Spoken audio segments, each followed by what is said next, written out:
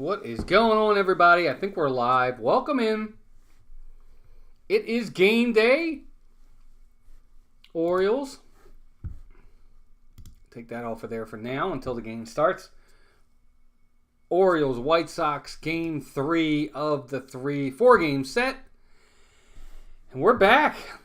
2 games in the same week. How about that? But you know what? I said that if we would hit our numbers, we were going to get there. We didn't quite hit our numbers, but we did go over 600 subscribers after the stream the other night. And I said, you know what? We're going to do it anyway. And here we are. Back. We're going to call the game today. It's going to start at 2:10, so we're about 12 minutes out. We'll get a little bit of pregame stuff in while we're waiting, and then we'll go from there. We'll go over lineups. We'll go over pitching matchups, things of that nature. For the White Sox, they have Fetty on the mound today. Eric Fetty, he's got a 3.10 ERA, 0 innings. 3.10 ERA in reference to his regular season. And for the White Sox, they have Tommy Pham batting first, Vaughn second, Sheets third, Jolks fourth, DeJong fifth, Ramos sixth, Benintendi seventh, Lopez eighth, and Maldonado ninth. As for the Orioles, Albert Suarez is inserted back into the rotation. So he will be today's pitcher for the Orioles. And he has a 1.78 ERA. He's been really good for the O's, both starting and relieving. And for him, batting first, for the Orioles, batting first, of course, at shortstop is Gunnar Henderson, who hit another home run last night, leads the Major Leagues, tied in the Major League. Batting second and catching is Adley Rutschman. He's back in the lineup starting. He got the big 2-out hit last night against the White Sox in the top of the 8th inning, which was a huge hit. Gave the Orioles a 6-4 lead that they would hold on to. Batting third and right field is Ryan O'Hearn. Batting fourth at first base, Ryan Mountcastle. Batting fifth and DHing is Anthony Santander. Batting sixth in center field is Colton Cowser. He made a really nice catch to end the game last night. Batting seventh, second base, Jordan Westberg. Eighth, left field, Kyle Stowers gets a start. And batting ninth at third base is Ramon Urias. So no Austin Hayes today, no Cedric Mullins today in the lineup. I'm sure they're available off the bench, but the Orioles are going with this lineup today. So I'm really hoping that Stowers gets some hits today. Would love to see him break out and have a big game. And Cowser as well. But it's going to be a fun game. Should be interesting. We'll see how the O's do as we get ready for the game here. Good to have all of you here. Hopefully there's some people watching. I don't see anybody yet. Oh, wow. We just went up to 602. Good to have everybody in here. Thanks, everybody. Thanks for being here. Let me just put some stuff out here. Welcome in. Go Orioles. Not expecting a big crowd today. I get it. It's a Saturday afternoon. You guys all probably got plenty of things to do. We'll call the game for as long as we can. And hopefully we'll call the whole 9 innings. But we'll see either way. But good to have all of you here. Hoping for a big game out of the O's today. Like I said the other day, look, this is a team that really should be a team the Orioles beat. Daniel Barry, Sports Highlights, welcome in. Happy Saturday to you. Orioles cruising. Here's what I'll say.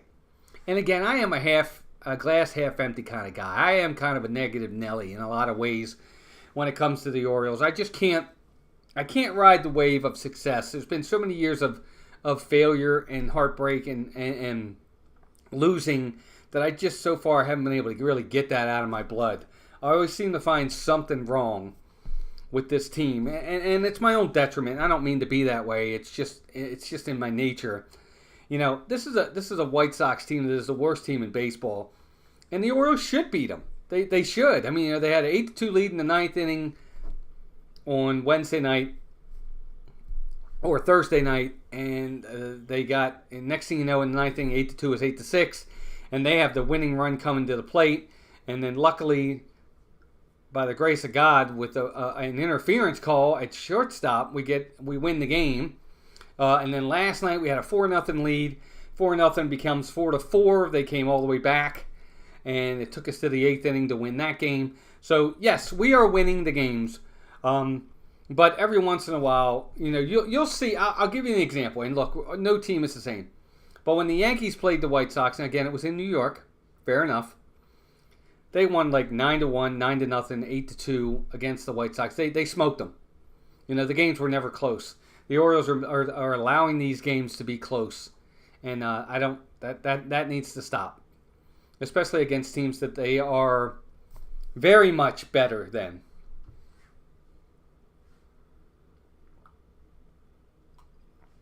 But they got a big win last night. Win's a win is a win is a win is a win. I guess ultimately how you get there doesn't matter. But for me, how you get there does kind of matter, only because when push comes to shove and you're playing the good teams, those games that maybe you shouldn't have won, you probably don't win when you start playing the good teams. And that kind of worries me. We'll see. Thanks, Victor. Appreciate it. The Orioles, and again, it really does come down to the hitting. Even in the St. Louis series, the pitching wasn't that bad. But the Orioles scored 8 runs in 3 games. Their batting average was 147. They had 3 extra base hits and 1 home run in the entire St. Louis series. And that's gonna lose you games, even against bad teams. So we'll see what this afternoon brings. I still think that ultimately the Orioles will make some sort of roster move pitching-wise before we get any further. I know that Albert Suarez is pitching today. Excuse me, I was at the Disney parks this morning streaming, and then I came home to be with you guys. I think as the season goes on, if Dean Kramer is a long-term disability, I injured list person, or same with John Means, there is a possibility, I'm not saying a probability, but a possibility that either Chase McDermott or Cade Povich will get the call from the Orioles. I really think Povich will probably be the guy that gets the call. He's a left-handed starter. He's been phenomenal for the O's in the minor leagues this year. That would be who I think gets the call. But again, we'll see. What I'm looking for today from the Orioles, even though this guy that's on the mound does have a 3.10 ERA, I lost my train of thought. What am I looking for from the O's today? Okay, so what I'm looking for today is them to get out early. They have this notorious start in them whereto it's always slow. They don't score runs early in ball games. It's 5th inning, 6th inning, 4th inning at the earliest when they actually start to score runs. That can play against you because it allows, first off, against good teams, you're probably, if you're not scoring till the 4th or 5th inning, you're probably already behind because you're probably not staying that way against the good teams. And against the bad teams, if you're not scoring runs, you're getting later in the game. You're allowing them to stay in the game. Okay, you're allowing them to say, hey, here we are, 4th inning, here we are, 5th inning, here we are, 6th inning, we're in this game.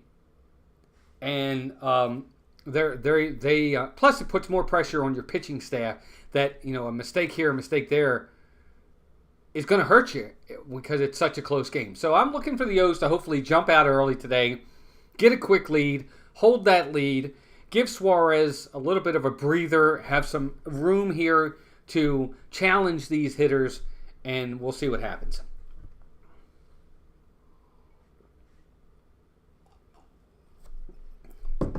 It was Pepsi, just so you guys know. It's not anything more than that. It might be more than that if they don't win this game. Okay, so goal for today. We went over 600 subscribers. We were at 601 coming into today. We're now at 602. So I'm going to count that one. So I am looking for us to get to 615 subscribers before the end of this stream today. And I will put it on screen right here.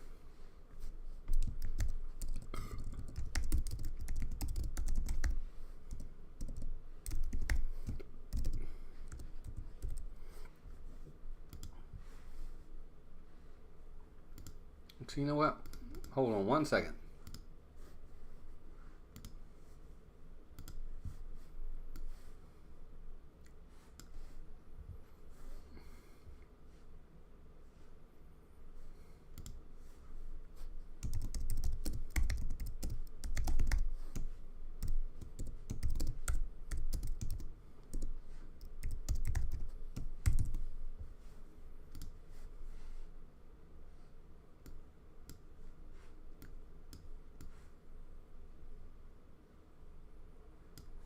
There you go. There's your sub goal. There's your like goal for the day. I think you guys can all see that. I don't know which one of these, if any, we will hit. But you know what? We're here. We're having fun, and that's all that matters. We've got the screen up, as you guys can see. I do have the game day up here, so you guys can see each hit bat and each pitch, as I call it. We're already at 10 likes, so we're already 20, 40, 60, 81. Yeah, 20%. 20% to our goal, just like that. So welcome in, everybody. 4 of you watch it already. This is amazing. Thank you so much.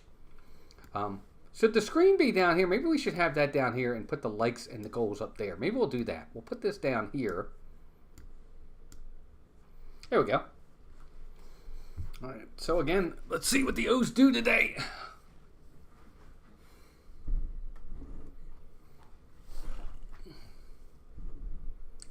There we go.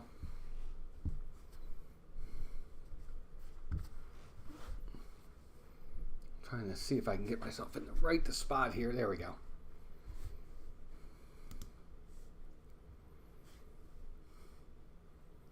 Gunnar Henderson is coming out of the dugout right now.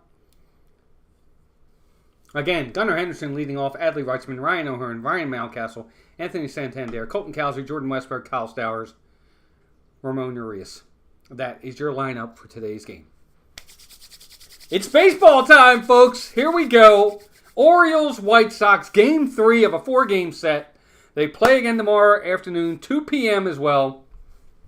Eric Fetty, I think is this guy's name. 10 starts, 4-1 record, 3.10 ERA, 58 innings, 15 walks, 52 strikeouts, 8 home runs. Opponents are batting .218 against him. The walks are up. I mean, that's a significant amount of walks in my humble opinion. I don't want to see that many walks, but we'll see what he does today against the Orioles. Thanks, Victor. Good luck to your team today too. Your Mets. I don't know who the Mets are playing, but hopefully they'll play well for you. Fetty throws a sinker, a cutter, a sweeper, and a changeup, but all of them pretty much right around the same. 31% on his sinker, 20% on his changeup, which is his least amount thrown. So he has a good distribution of his pitches. We'll see which pitch he uses the most today against the Orioles as we get ready to go here. So it looks like Fetty's ready to go. Gunnar Henderson is going to be stepping to the plate.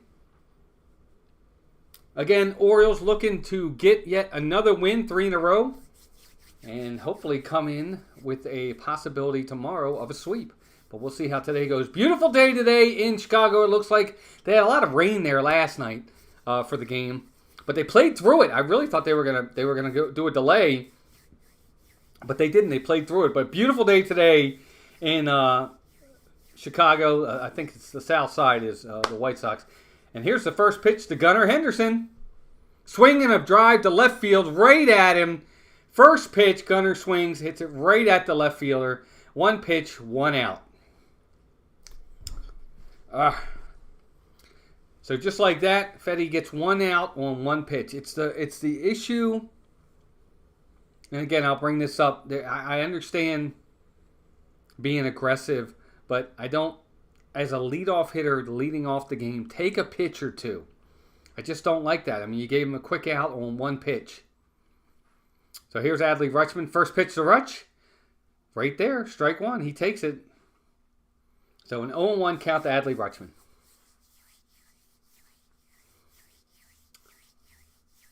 Rutschman on the year, 303, 9 home runs. He's having a really good season. Here's the 0-1 pitch. Ball high. 1-1. Rutschman with a huge hit last night for the Orioles. He came up in that 8th inning with 2 outs, runners on the base on the second and third, or first and third, and got the 2-run single. 1-1 pitch, swinging a foul back, 1-2. Got the base hit into left field. Santander, who was running on contact, because it was a 3-2 count, scores all the way from first base from a base hit to left field. And that was some pretty good base running by Santander. I got to give him credit. And the Orioles took 6-4 lead that they would not relinquish. So here's the 1-2 pitch to Adley Rutschman.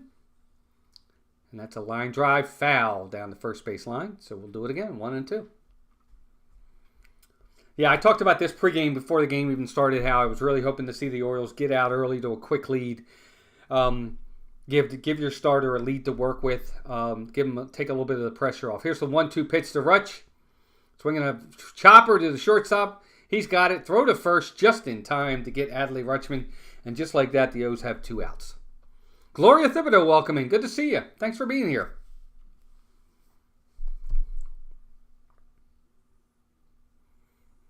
In baseball, in a 4-game series, it's extremely difficult to sweep any team 4 games.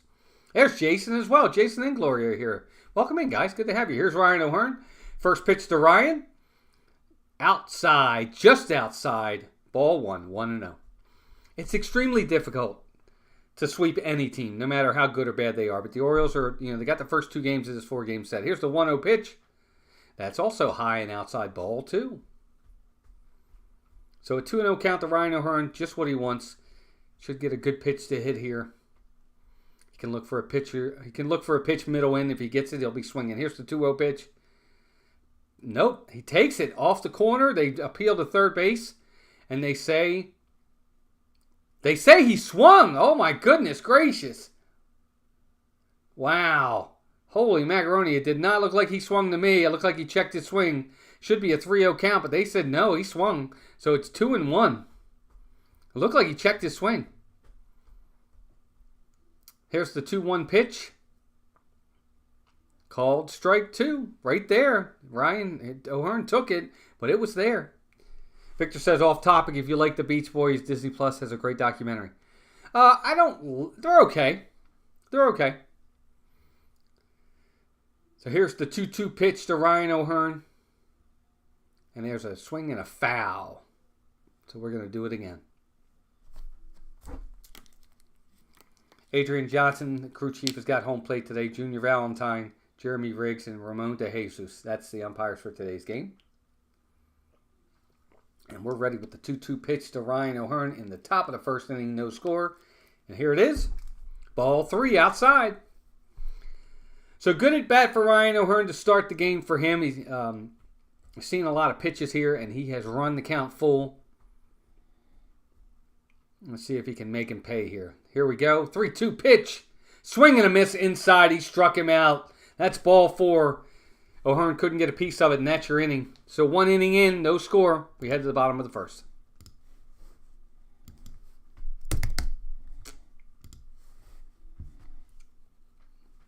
There it is, gang. That's our subscriber goal for today. We'd like to get to 615, and our goal for likes is 50. So if you're joining us for the first time, you haven't already hit that like button. If you haven't subscribed, please do so. Help the channel. We'd appreciate you. Really interested to see how Albert Suarez manages the lineup here. Suarez has got a really, really good fastball. So we'll see. Hey, there's Nicole. Yeah, busy day of streaming for me. 1 from each channel. Of course, got the Orioles Birdland network, so we're streaming on this today. It's a good way to kill some time while Melissa's away. And I'm just sitting at home, so it's okay. Nothing too bad here.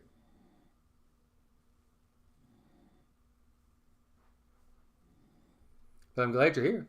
Be sure to hit that like button. It's 6 of you watching. That's amazing. Good to have all of you here. I think we got up to like 21 watching or 24 watching last night. I don't remember specifically what that number was, but it was good to see you guys. Hopefully we'll get a few people in here today. We already picked up 1 subscriber. Thanks, Victor. I had a good time. It's hot. It was hot out there. Came home, made myself a sandwich. Had a bowl of chicken noodle soup. Had some chips, a sandwich, and soup for lunch. Then I relaxed, took a quick power nap of like 20 minutes laying on the couch. Now I got up and came in here with you guys. Tommy Fan. All right, so the Orioles, here we go. Again, Albert Suarez pitching really well for the Orioles this year. Got to give him credit. I hope he keeps it up. Yeah, Nicole, Tigers are playing okay ball this year. Spencer Torkelson, they probably wish that he could get going. But he really hasn't, unfortunately, done what I think the Tigers have hoped he would do. But he's still young. Maybe he'll turn it around. Suarez is ready, and here's the first pitch to Tommy Pham. And it is a strike low in the zone, 95, but he gets the call. Strike one, 0-1 count. Orioles are really going to lean on Suarez probably, so hopefully he'll be able to answer the call his next few starts. Here's the 0-1 pitch. High and outside, ball one, 1-1 count. Now that you have both Dean Kramer and John Means back on the injured list, the Orioles are really they're gonna lean on Suarez. Hopefully he can keep doing what he did when he first started the season with the Orioles. Here's the 1-1 pitch right there on the outside corner of strike two. 1-2 count. So Tommy Pham so far 3 pitches. He's taken all 3 of them and he's behind the count 1-2. Here's the 1-2 pitch. Ball in the dirt. Oh. Rutschman fell. I hope he's all right. All right, looks like he's okay. He's smiling. Ball was in the dirt and he got up and he fell. I worried me at first. I thought maybe he was hurt, but it looks like he's okay. So a 2-2 count. Ball was in the dirt. Tommy Pham did not swing. 2-2 pitch is on its way. Well, it's set and here it comes. 2-2 pitch. Swing and a fly ball to right field. Looks like Ryan O'Hearn is under it. And he's got it. That's 1 away. Nicole says they are struggling, but I always like to hope. Yes, Torkelson needs to step up. Yes. Well, I mean, 1-1 pick. He was the number 1 overall pick at one time for Detroit. I think he might have been the number 1 overall pick, period. Spencer Torkelson. So they're gonna want big things from him, for sure. So that'll bring Andrew Vaughn to the plate. Here's the first pitch to Vaughn. Swing and a foul back. Strike one. 96 mile an hour. It's a good velocity from Suarez to start the game.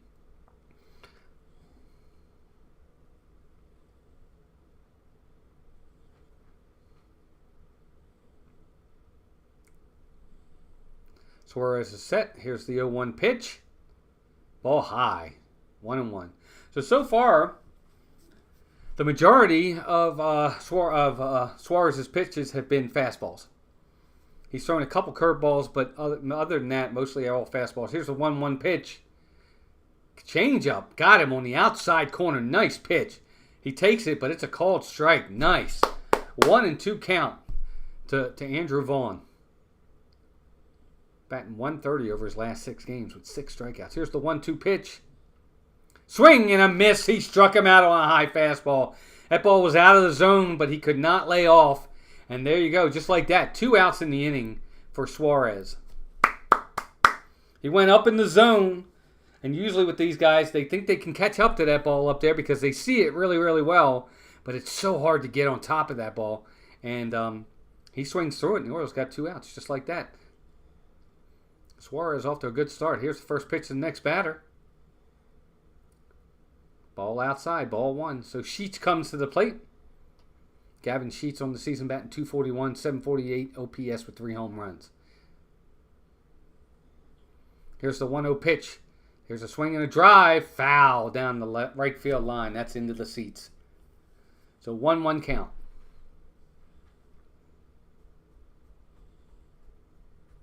Jason, Gloria, Victor, Nicole, thank you all for being here. Appreciate y'all. Here's the 1-1 pitch.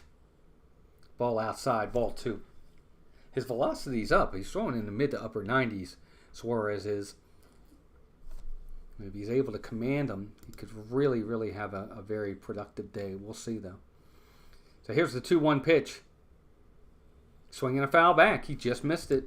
2-2. 2-2.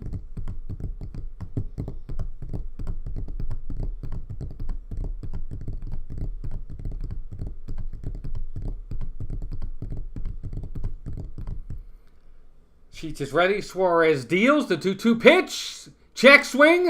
They appealed to third base. He went. Umpire says he went. That's the inning. And just like that, Suarez is out of it with 2 strikeouts and no runs scored, no hits, no errors. We head to the top of the second inning. No score. Nice inning for Suarez. You really want to see that.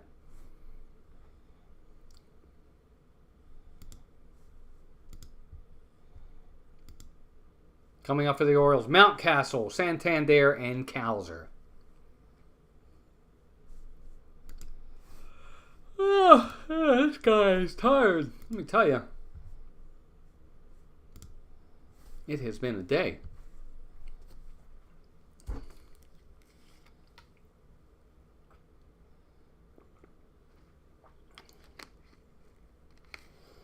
After the game tomorrow, the Orioles will be heading back home for a 3-game set against the Red Sox in Baltimore. It'll be, I think they'll have Monday is an afternoon game. I think it's a 1 o'clock game on Monday. And then Tuesday and Wednesday are evening games. Actually, Wednesday's game might be an afternoon game. But so one more game tomorrow after today against the White Sox. Then they head home for the Red Sox. The Red Sox are playing pretty good ball right now. I mean, they are over 500.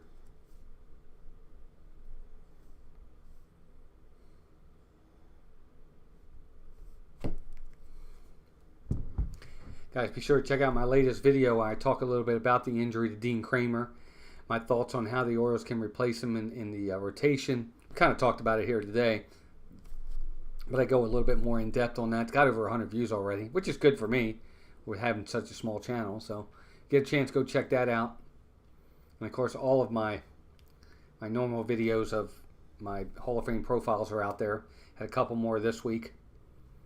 But here we go. We're heading in the top of the second inning. Ryan Mountcastle is coming to the plate. Eric Fetty, I think it's Fetty. I think that's how he says it, is set. And he deals his first pitch to Mountcastle. Ball low and outside. Ball 1.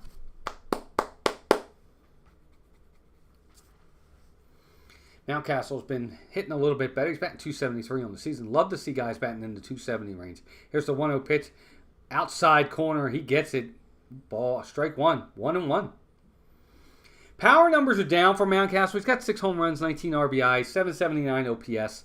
But he's hitting for more of an average this year. Here's the 1-1 pitch. Outside. Strike called. Ooh, that was off the plate. But the pitcher gets the call. And Mountcastle, just like that, is behind in the count 1-2. But Mountcastle had his first 4-hit game the other night. Here's the 1-2 pitch. Way inside. Ball 2. 2-2. Almost hit him. I don't know what's going to happen with Mountcastle long term. I'll be interested to see how the Orioles handle him. Here's the 2-2 pitch.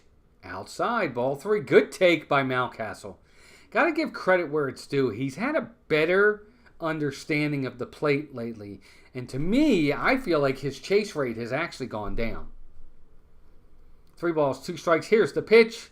Swinging a ground ball to the second baseman. Second baseman's got it. He throws to first. That's the first out.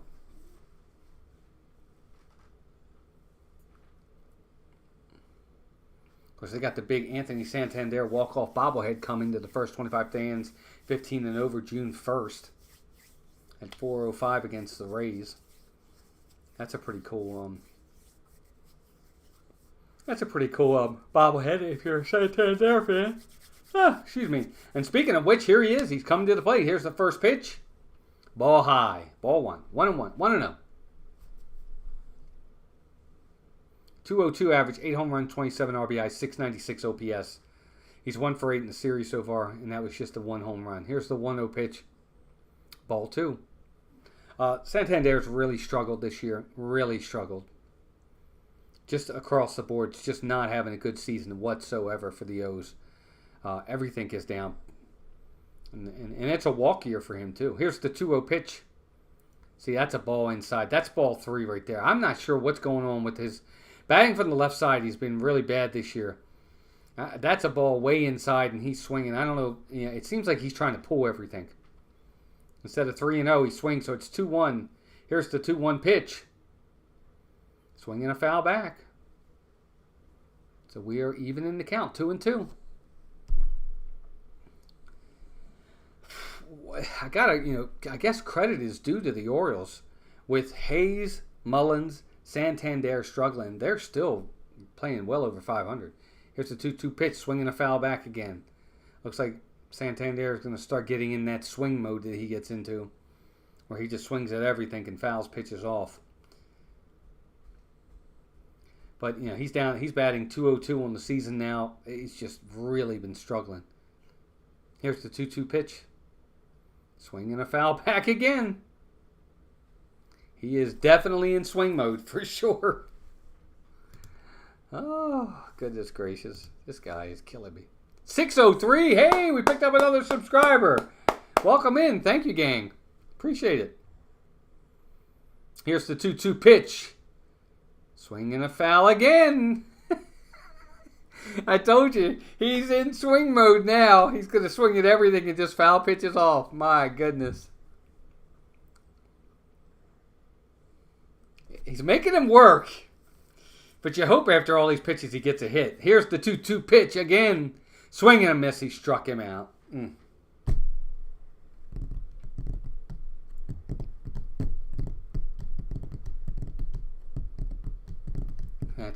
That's the second out in the inning.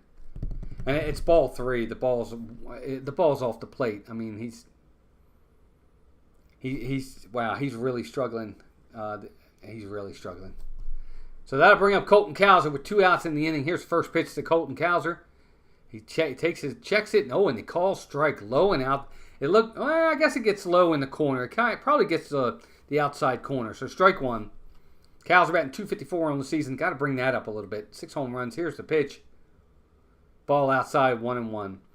After his torrid April, he had a really good April, did Cowser. He got off to such a great start.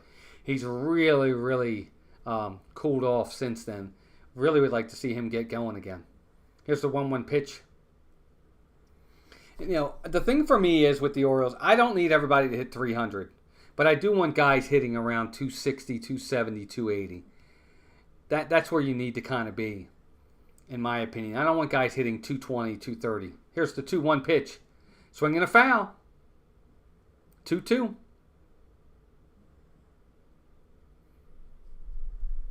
The Orioles, if you're a guy that's going to hit 40 home runs, 30 to 40 home runs, okay, you can hit 250. But if you're a guy that's going to hit 15 to 20, you need to be in the 280 range. 270, 280 range. Guys that hit 16 home runs and bat 233, no. Here's the 2-2 pitch. Swinging a ground ball, foul down the first base line. We're going to do it again. I think that a lot of these guys, and I think it's just the mentality and the culture of the game now, they seem to make it think like batting 230 is not that bad anymore. It's horrible in my opinion. I don't know why would you ever want to do that? We are set and ready here. Nope.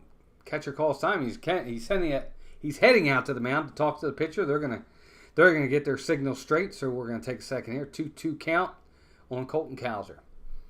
But you got 3 guys in this lineup in this starting 25 for the Orioles that are batting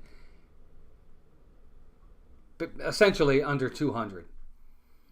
Now that Santander got out his first at bat, he's now batting 201. You've got Cedric Mullins batting 155 and Austin Hayes batting about 180. Here's the 2-2 pitch. Way outside. Ball 3. So the Orioles get another hitter to the 3-2 count. So they're making him work. Just unfortunately haven't been able to capitalize with any hits or anything. Here's the 3-2 pitch. Inside. And it almost hits him, but it's ball 4 anyway. So Colton Cowser walks with 2 outs. Here we go. That'll bring Jordan Westburg to the plate. But again, the Orioles have way too many guys right now that are batting well below or right around or under 200. And that's just, they've got to turn that around. I mean, even today, you've got Ramon Urias in the lineup as well. And Urias is batting 186 on the season. Here's Jordan Westburg. First pitch to him. He takes it, but it's a called strike. 0-1. Westburg on the year, 274, 7 home runs, 30 RBIs, 819 OPS. He's 1 for 8 in the series. Colton Cowser gets his lead at first base. Pitcher sets.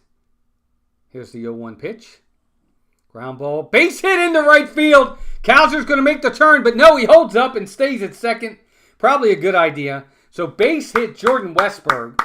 Good piece of hitting. He went with the pitch and just punched it into right field. They were playing him to pull, so the second baseman was right behind second base, so he had the whole right side to himself, and he just punches it into right field for a base hit. And Orioles got something going here. First and second, 2 outs. in the top of the second inning. Let's see if they can capitalize.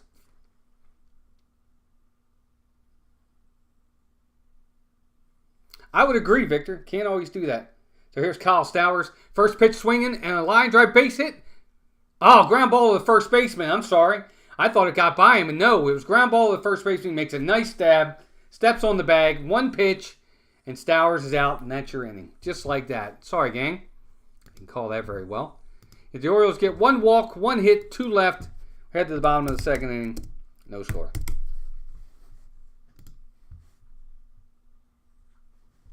Tough. But again, exactly what I was hoping they would do. They haven't been able to do. We're through 2 innings. I really want to see them get out to an early lead on this team. But they're just not able to do it. Anybody else ever try these? I love these. Sour Skittles. Gummies. Sour gummy Skittles. I love them. I think they're great. Yes, they're pure sugar. I know. I don't have that many left, so I'm just going to eat the rest of them.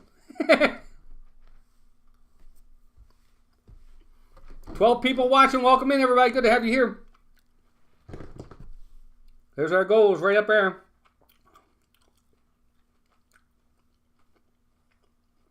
There they are. Let's hope we hit at least one of them.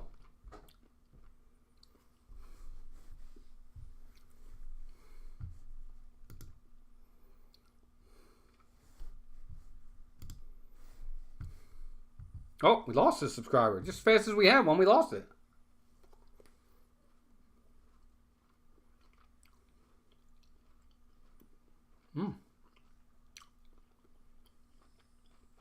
Maybe I shouldn't have. I probably shouldn't have refreshed.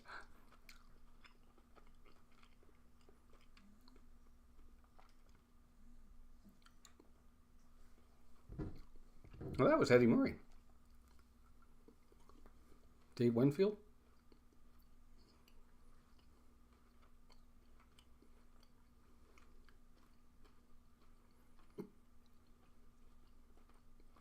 Bottom of the second inning, Suarez' first pitch to Jokes.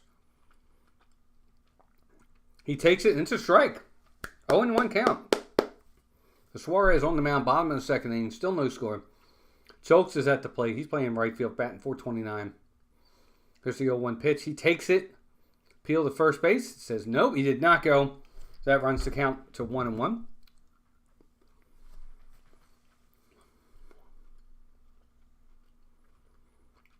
Jokes is having a good series. 2 for 4 in the series. Here's the 1-1 pitch. Way outside, ball 2. 2-1.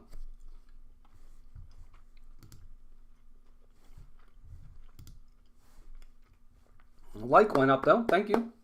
14 likes. Here's the 2-1 pitch. Swing and a foul back. We're going to go to 2-2. So a 2-2 count. To Corey Jokes on the season. Again, he's got a 1365 OPS with 1 home run and .429 average. He's 2 for 4 in the series. He's having a good series. As far as I said, here's the 2-2 pitch. Ball low, and that runs the count full. 3-2.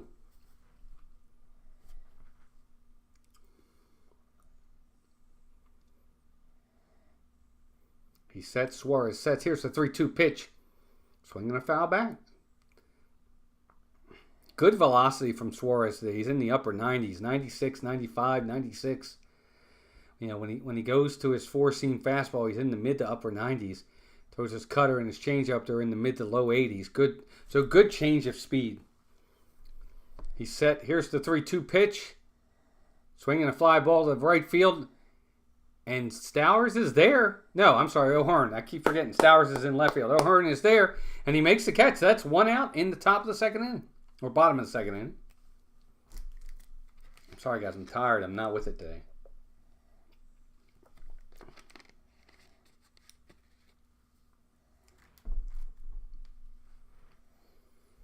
That'll bring Paul DeJong to the plate. He's batting .238 on the season. He does have 7 home runs, though. Here's the first pitch to him. Swing and a miss on an inside fastball. 0-1 is the count. Again, DeJong having a good season. At least power-wise, he does have 7 home runs. He's 1 for 7 in the series. Here's the 0-1 pitch. Swinging a fly ball to left field. That's going to get down. Stowers is there. He's going to make the turn, but he's going to hold it first. So base hit for Paul DeJong. And with one out, the White Sox have a man on first base. Good piece of hitting. Just pulled it down the line. Stowers got to it quickly, got it in quickly, and held him to a single.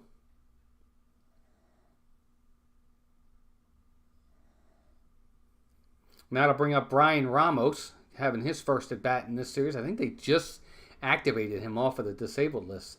Here's the pitch. Ball on the outside corner called... Oh, it's a ball. Okay, they did call it a ball.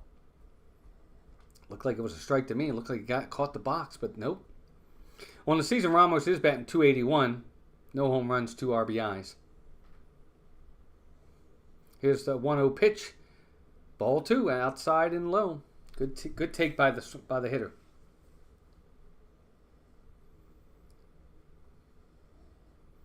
I think for Suarez, what I'm looking for from him is just challenge hitters at times.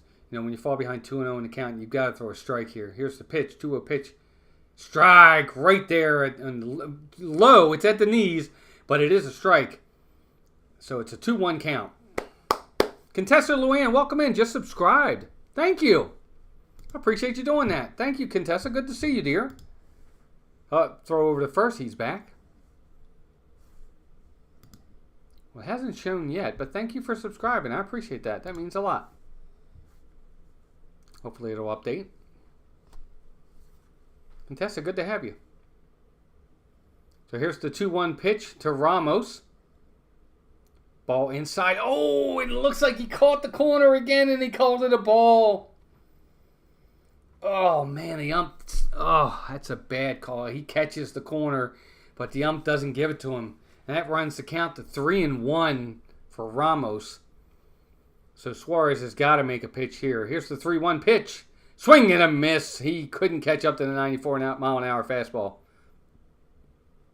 And now the count runs full. 3-2. Benintendi is on deck. This ground ball at somebody would be nice right here. Here's the 3-2 pitch. Swinging a ground ball to the third baseman. To second for one. Back to first. A little high, and he is safe. They couldn't turn it. The ball wasn't hit very hard. The throw by Westberg back to first base wasn't a very strong throw. But they did get the lead runner at second. So that makes for 2 outs in the inning. Again, the ball wasn't hit extremely hard. Throw to second for 1. Throw back to first. Just not in time. Yeah, he's definitely safe by a mile, but they did get the lead run, or the lead runner, so that's good news. But that will bring Benintendi to the plate with 2 outs and a man on first base.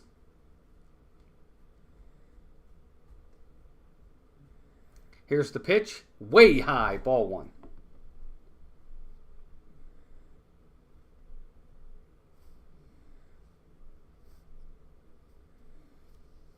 In a year, Benintendi's batting .183, 3 home runs, 17 RBIs. He's got a chance here, though. 1-0 pitch. High ball, 2.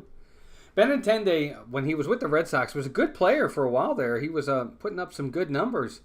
But he's really kind of fallen off the cliff a little bit since he's left Boston. Hasn't quite been the same player in Chicago. Throw over to first. He's back in time. So that is the first disengagement. He just hasn't. He hasn't been the player he was when he was in Boston. I think for the Orioles' sake, they kind of hope he keeps doing what he's doing in Chicago. At least for a couple more games. Here's the 2-0 pitch. Ball 3 outside. Way outside. So Suarez has lost his command a little bit here on this hitter. Got to try and get back in the count here.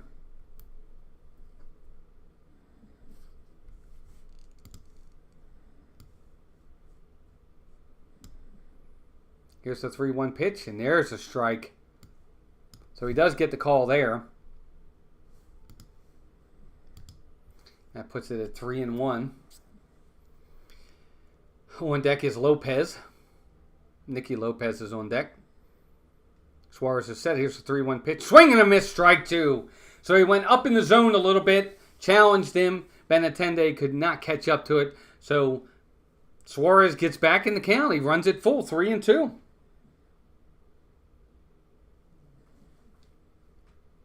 The runner will be going. Here's the 3-2 pitch.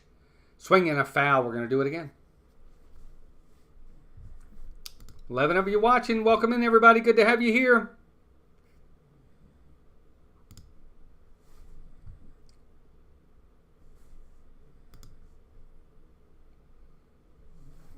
Albert Suarez of the Orioles looking to try and get him out of this inning. Here's the 3-2 pitch. Swinging a ground ball. Foul. We're going to do it again. I think it's one of the issues I have.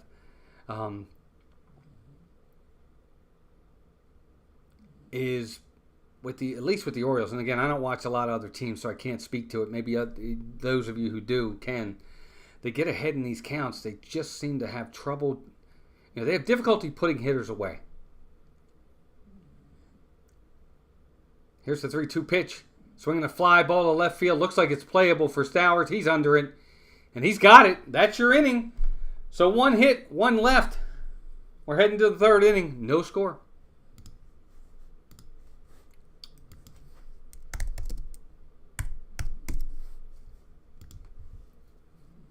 Ten people in here watching right now. That's awesome. Share us out. Let people know we're calling the game. Maybe they want to come in and talk about the O's game, talk about their team, whatever you want to do.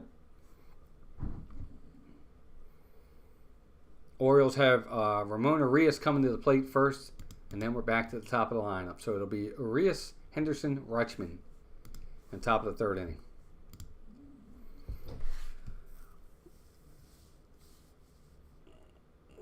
I think the Orioles have got to start thinking, at this point in the season, and again, I want to hear from you guys in the chat, any of you that are baseball fans and really follow. We're heading into June now. This is no longer the beginning of the season. We've been playing for over 2 months, or at least it'll be 2 months. They started the end of March. We're now into the end of May. So these players have had 2 months to start to turn things around, and they're not turning things around for the Orioles. At some point, when do we draw that line in the sand and say, this needs to turn around now? Or else changes need to be made. And I think, this team is trying to vie for a championship this year. And players are not stepping up offensively. And it's not just one. It's 3, 4, 5 guys that are not stepping up offensively.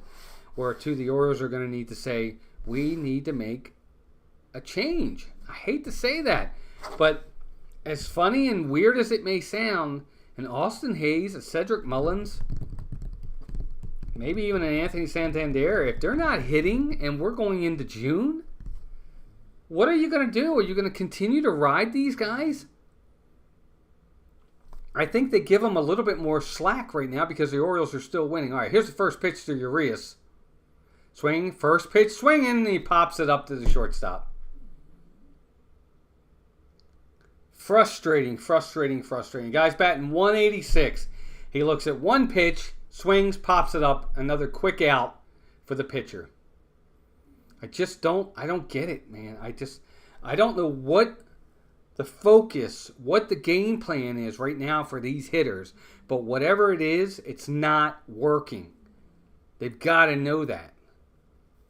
Here's first pitch, Gunnar Henderson, outside, ball 1. Second time up. Of course, Gunner's grounded out to the second baseman his first time up. Or line drive to the first baseman. His first time up. Here's the 1-0 pitch. On the outside corner, strike 1. 1-1. But I don't like the game plan. I don't like the approach that a lot of these hitters have with this attack early, swing at the first pitch. Here's the 1-1 pitch. Gunner swings and fouls it back. 1-2. That was a hittable pitch right there. He kind of missed that one. But I just don't like it. I don't like the approach. I don't like the approach of swing at the first pitch. A lot of times you're giving a guy a quick, easy out. Here's the 1-2 pitch. Ball way outside. Ball 2. And this is what I want to see. I want to see these types of at-bats. You're seeing 4, 5, 6 pitches in an at-bat. And I think that's important that you get that. Pitcher's set. Here's the 2-2 pitch to Gunnar Henderson. Ball 3 outside. Good at bat.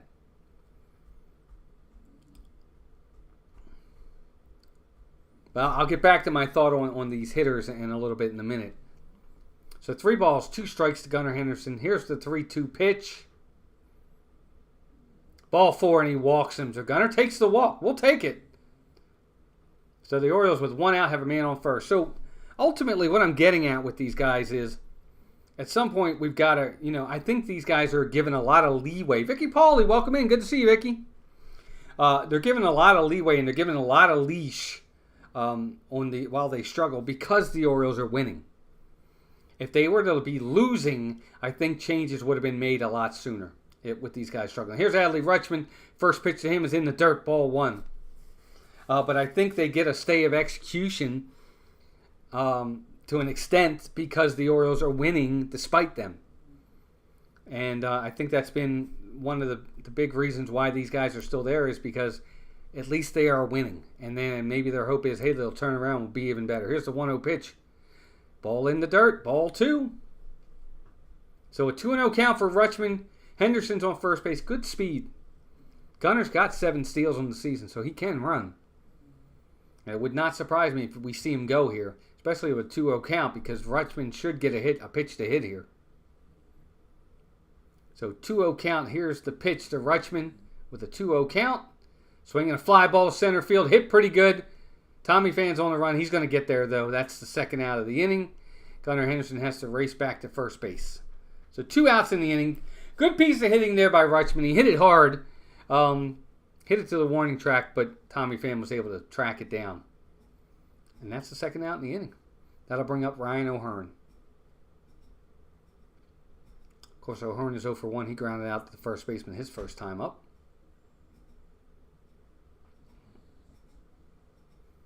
Still got a man on first base. Here's the pitch.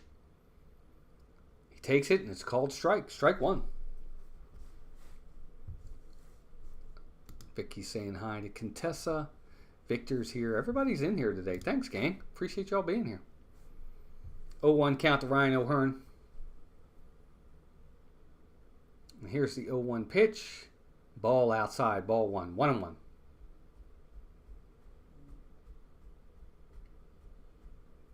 O'Hearn's looking to get back on track, too. He's been really struggling. Hadn't been able to really string together several games of good hitting himself. So we'll see what he does. 1-1 pitch. Throw over to first. Gunnar Henderson dives back. And he's safe. There's your first disengagement.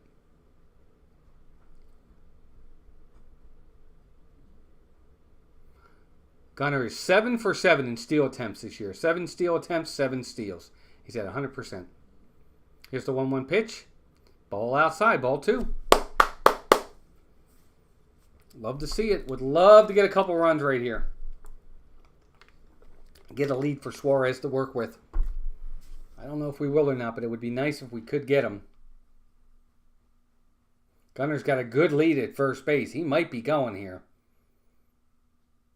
Here's the 2-1 pitch. No, he's not going. Swinging a fly ball to left field. Left fielder's coming in. He gets there, and that's the out. The Orioles are done. No runs, no hits, a man left.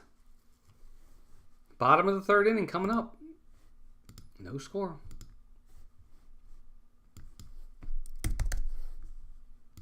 Exactly what I talked about in the pregame is exactly what's happening. This team cannot get out to an early lead. It is mind-boggling to me that the team that has such good top-of-the-lineup strength can't get out early and score runs. It boggles my mind. I don't get it. Personally, I think the Orioles lineup, in my opinion, should be this. I think they should lead off. I think they should have Adley Rutschman leading off because he puts the ball in play. Good contact hitter, hits for average, has a good eye, will take some pitches. I think Rutschman should be batting first. I think Westberg should be batting second. I think Henderson should be batting third. I think Mountcastle should be batting fourth. I think O'Hearn should be 5th. Santander should be 6th. Calzer should be 7th. Stowers should be 8th. And Urias should be 9th. That's my order. Just me. That's how I feel they should be. I think Gunnar Henderson is wasted in the leadoff spot. I just think he should be further down. He'll cause more damage lower in the lineup than he will as a leadoff hitter. Just my opinion. And again, I don't know nothing from nothing. I'm not the professional. They are. But I don't know. I think he'd be better down there.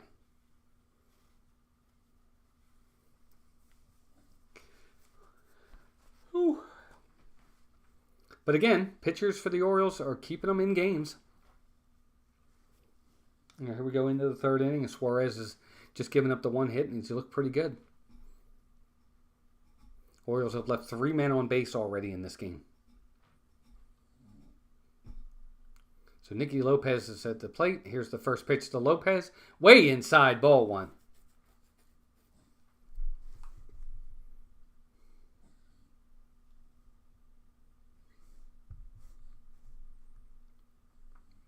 Lopez, here's the 1-0 pitch to him. High. Oh, but they called it. Wow, that ball was high, but he got the call. Lopez took it. It looked like it was high and inside, but the umpire gave him the strike. Strike 1. 1-1 count. Windy day at Chicago. Here's the 1-1 pitch. Ground ball, foul. So Suarez gets ahead in the count. 1-2. Let's see if he can put him away. That's what we're looking for here. Really want to see when you get ahead in the count like this. 0-2, 1-2. Put these hitters away. Don't let them foul balls off. Get them early. Get them quick. Here's the 1-2 pitch. Goes way high. Ball 2. 2-2. Sometimes I wonder if these guys are just doing waste pitches or something. I don't know.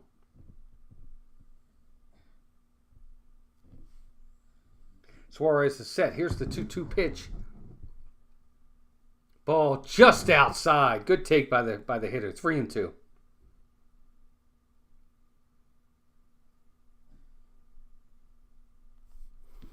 So just like that, 1-2 goes 3-2. Here's the 3-2 pitch. Ball inside, and he walks him.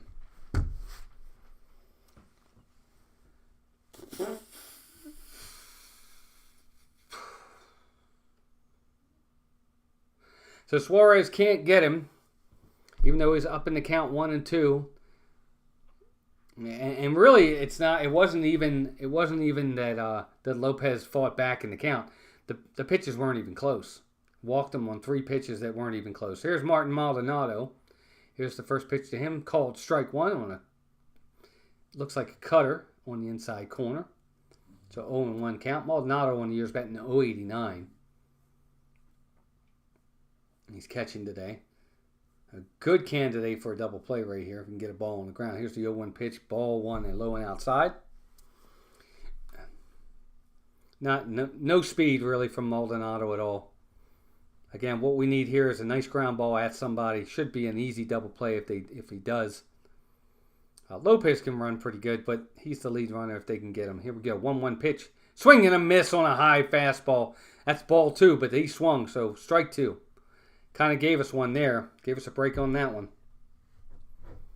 So once again,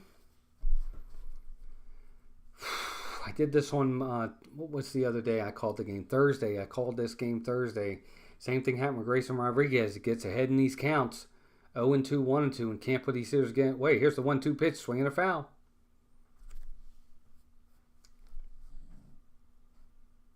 And the inherent issue with not being able to put these hitters away when you get ahead in the count is it drives up your pitch count. And when it drives up your pitch count, it's going to get you out of the game quicker. Here's the 1-2 pitch. Ball high, ball 2.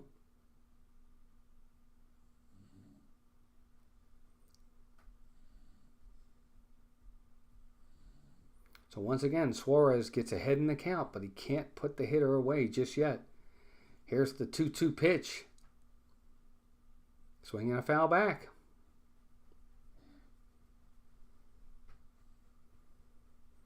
Anybody in the chat, let me know in the chat, who's your favorite team? Do you have a favorite baseball team?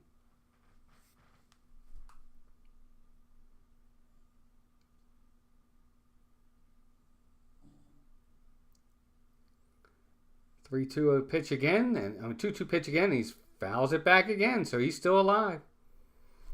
And Suarez is at 50 pitches, and he's only in 2 innings. So that's 25 pitches an inning. Now, I know that we're into the third, but he's only pitched technically 2 because he doesn't have an out yet in the third. So here's the 2-2 pitch. Swing and a miss. He got him up in the zone. Maldonado could not lay off, and that is the first out of the inning.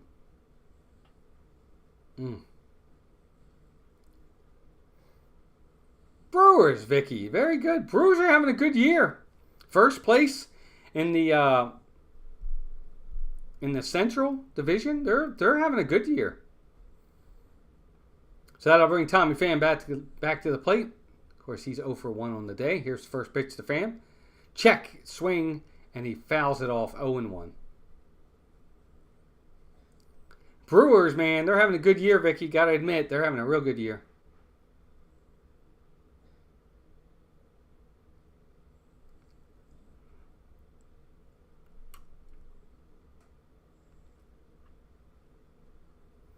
Here's the 0-1 pitch to Tommy Pham. Swinging a line drive. Oh! Just past Gunnar Henderson. He should have had it. As a line drive, he short hopped it, but Gunnar couldn't come up with it. Ball goes into left field. They're probably going to rule it a base hit, but I don't know about that one. It was hit hard, but it was hit right at him. I think he should have had that ball. I don't know what they're going to give him. I'll watch the official score, but looks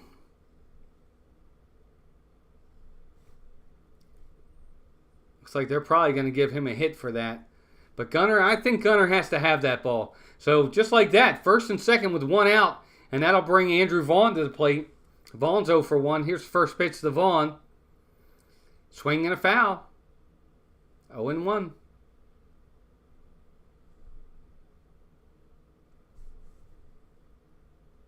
So they are going to give Pham a base hit on that.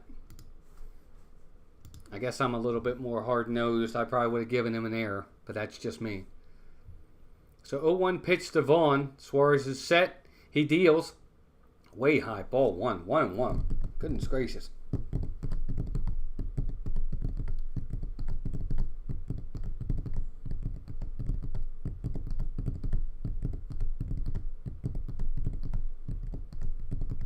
Here's the 1-1 pitch. Outside, ball 2. 2-1. So Suarez he's struggling.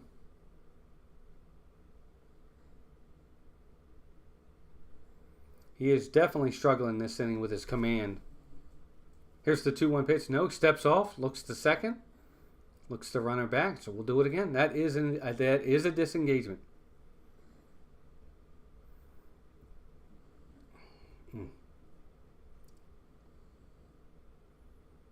Here's the 2-1 pitch to Vaughn. No, he steps off again.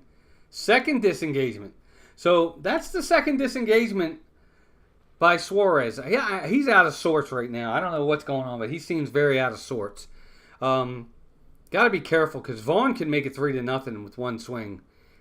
Here's the 2-1 pitch. Swinging a foul straight back.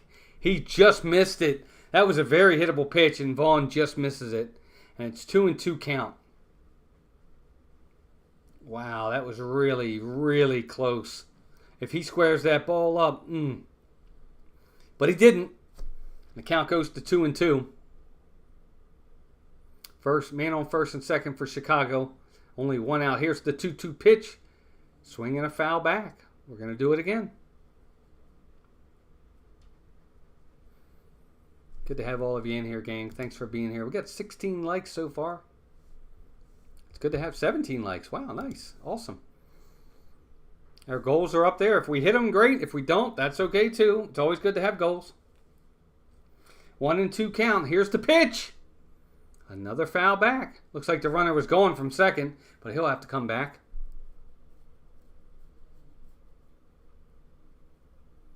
Looks like it was a double steal too.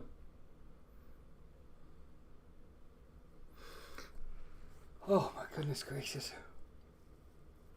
Oh, sorry, gang.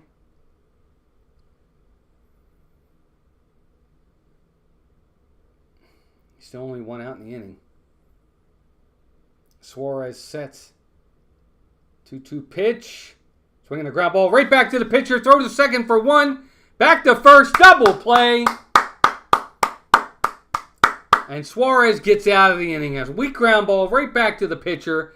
He fields it cleanly, throws a nice strike to second base. Westberg throws back to first, and that is your inning.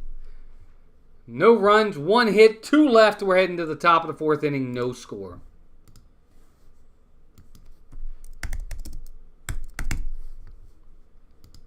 Ooh, Orioles got to find a way to score some runs, man. Let's go. This team is killing me.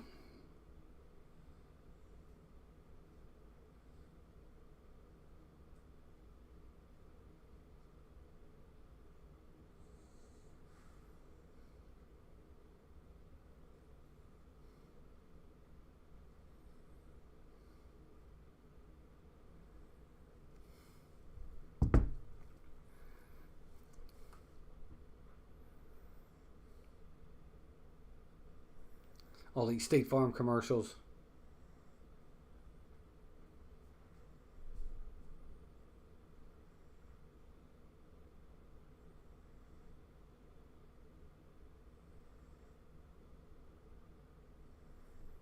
I don't know how I feel about the State Farm commercials. I guess they're okay. I kind of like the Mayhem guy myself. And I actually like Flo with Progressive, so I think Flo's a good one.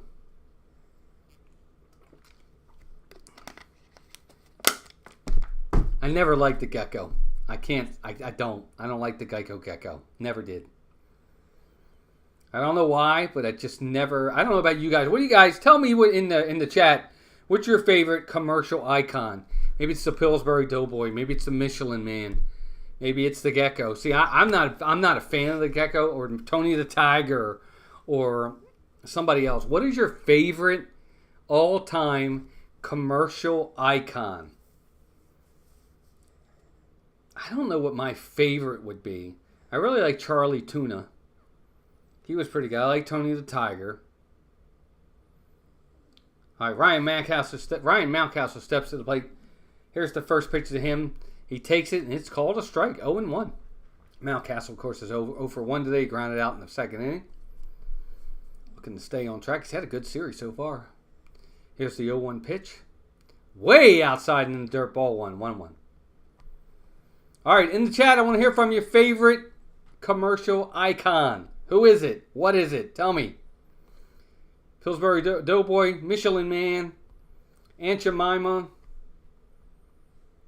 Is it the Lucky Charms guy? Is it the Energizer Bunny? Who is it? Tell me who it is. Here's the 1-1 pitch to Ryan Mountcastle. Ball outside, ball 2. I give Mountcastle credit. Some of these pitches on the outside corners are ones he would normally swing at. He's doing better at that. I got to give him credit. His chase rate is really starting to go down. Here's the 2-1 pitch. Nice take. I think everybody thought that was going to be a strike, but it wasn't called a strike. It's 3-1. Another really good take by Mountcastle. Again, these are balls that he would normally swing at. So ball 3-1. Here is the 3-1 pitch. Swinging a ground ball to the third baseman. Bobbles it. He's up with it. Throw to first. And he still gets him. My goodness. Take the piano off your back, Mountcastle. My gracious. It's a ground ball to the third baseman. Third baseman gets it. Bobbles it. Has to go over and get it. And he still throws him out by a mile. My gracious me. Jason says maybe Mickey Mouse. Okay. I guess I don't really consider him a commercial icon. Like, I'm talking about icons that are just commercial related. But I guess he counts. Here's Santander, first pitch swing, strike 1, foul ball, strike 1. I guess you can count Mickey.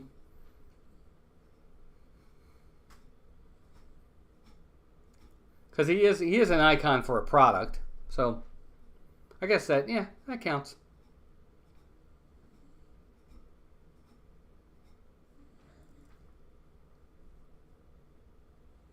It's a good one. It's a real good one. Santander, here's the 0-1 pitch. Swing and a miss, strike 2. Pitch right there, very hittable pitch too. 88 miles an hour. Right in the zone, and he just can't square it up. Energizer Bunny for Gloria, she says. So Santander, 0-2 pitch. Ball high. 1-2 count on Anthony Santander, who is having just a disaster of a season with the Orioles so far. Here's the 1-2 pitch. Swing and a pop-up. Oh, and he hit the catcher, too. Pop-up foul. On the backswing, it looks like Santander hit the catcher's glove on the backswing.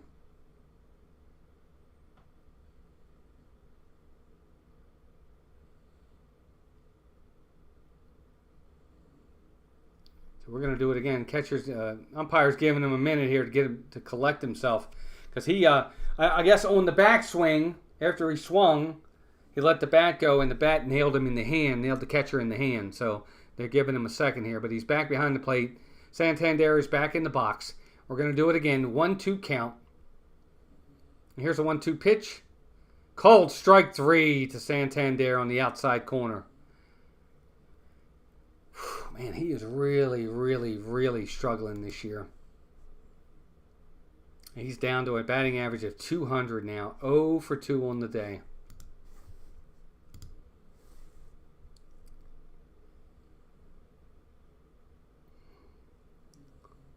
Now bring Colton Cowser to the plate with 2 outs. Here's first pitch to him. Low and outside, ball 1. Cowser walked his first time up. Here's the 1-0 pitch to Cowser. Here's a called strike right there. A little high, but he gets the call. 1-1.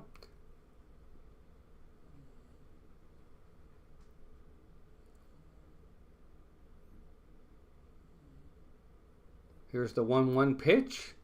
Swing and a foul. 1-2. So Fetty gets ahead in the count here. 1-2 on Cowser, trying to put him away and get through 4 innings against the Orioles. He's at 64 pitches right now. Cowser calls time. Get a break here. Steps out. Get a breather. He is back in the box now. Pitcher is ready. He's at the belt. Cowser's in the box. Here's the 1-2 pitch. Checks his swing. Ball 2. Good take, too. Ball was low and away. Cowser takes it. Ball 2. 2-2. Orioles so far in the game only have the 1 hit, too. Here's the 2-2 pitch. And there's that ball. Oh, and he calls it strike 3 on the inside upper part of the plate. He gets the call. Called strike 3 on Colton Cowser, and that's your inning, folks. No runs, no hits, no errors. We're heading to the bottom of the 4th inning. Still no score. Orioles are letting them hang around. I hate it when I'm right. This is what they've done all season.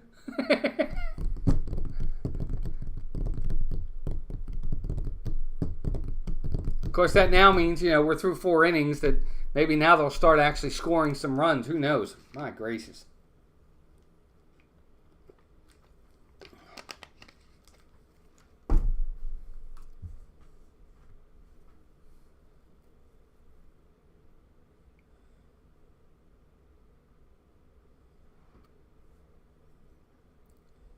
Five people still watching. Thanks, gang. I appreciate y'all watching on a Saturday afternoon. Probably got better things to do than watch me call a baseball game. But we did add a couple subscribers today. Our likes have gone up a few. Can't be unhappy with that. You guys are here, and that's all that matters. Thanks for being here.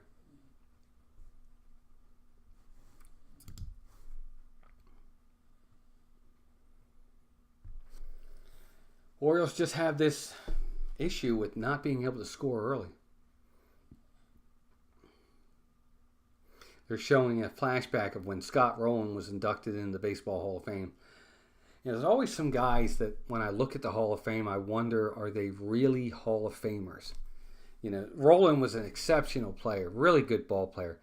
I haven't dug deeper into his numbers to really say, yes, he is, no, he's not.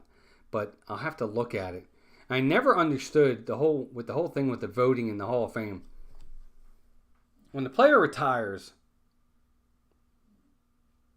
if he doesn't get in on the first ballot, what changes that makes him get in on the next ballot? All right, here's the first pitch to Sheets from Suarez. Swing and a foul back. 0-1 count. But to me, if you don't vote for a guy on his first ballot, the numbers aren't going to change on the second ballot. Why is he getting in on the second that he didn't get in on the first? Here's the 0-1 pitch. Swing and a miss, strike 2. 0-2 count. You see what I'm saying? The numbers haven't changed. He's retired. If he didn't get in on the first ballot, why are you getting him in on the second ballot? To me, that doesn't make any sense. And here's the 0-2 pitch. Ball outside, 1-2. So when they say to me, well, I looked into the numbers a little closer, and to me, then you're not looking into the number. You should have been looking in close at the numbers the first time around. Why didn't you look at the numbers closer then? Here's the 1-2 pitch. Ball too high, 2-2. So here we go again. Suarez gets ahead in the count, 0-2, and now it's the 2-2. But anybody else, baseball, ever wonder that? Here's the 2-2 pitch. Swinging a foul back. We're going to do it again. 2-2. Yeah, that's something I've never understood that. If I think a guy is not a Hall of Famer on the first ballot, then he doesn't automatically become a Hall of Famer on the second, third, fourth ballot. Suarez is ready. Here's the 2-2 pitch. Swing and a foul. We're going to do it again. This has been the issue with these guys. They just can't put these hitters away. I'd like to hear from you in the chat. What do you think of that? Why is it a guy that doesn't make it on the first ballot gets in on the 5th or the 2nd or the 9th? Suarez is set. Here's the 2-2 pitch. Ball 3.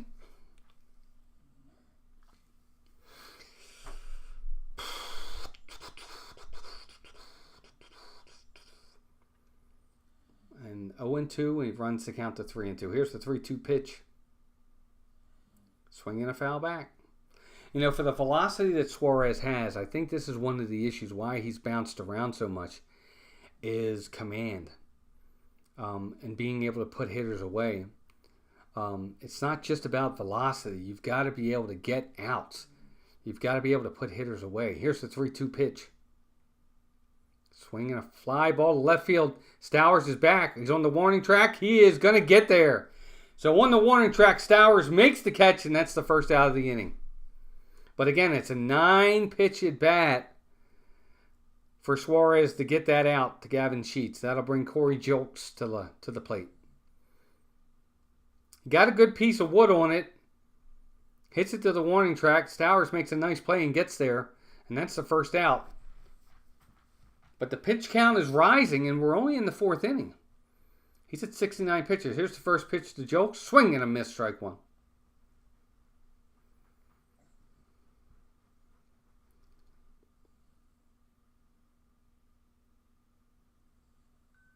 Here's the 0-1 pitch. Ball in the outside corner. Called a ball. 1-1.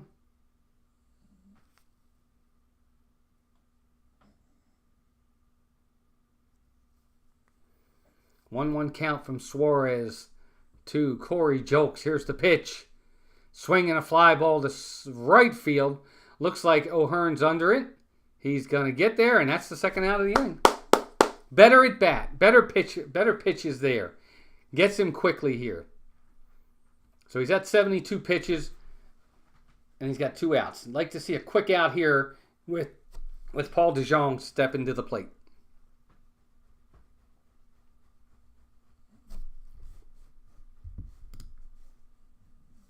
Here's the first pitch to DeJong. Ball 1, low and outside. DeJong on the day is 1 for 1. He had a single in the second inning.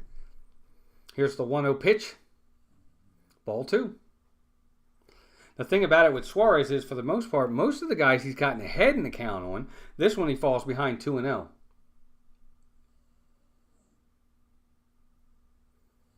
Here is the 2-0 pitch. Swing and a foul back. 2-1.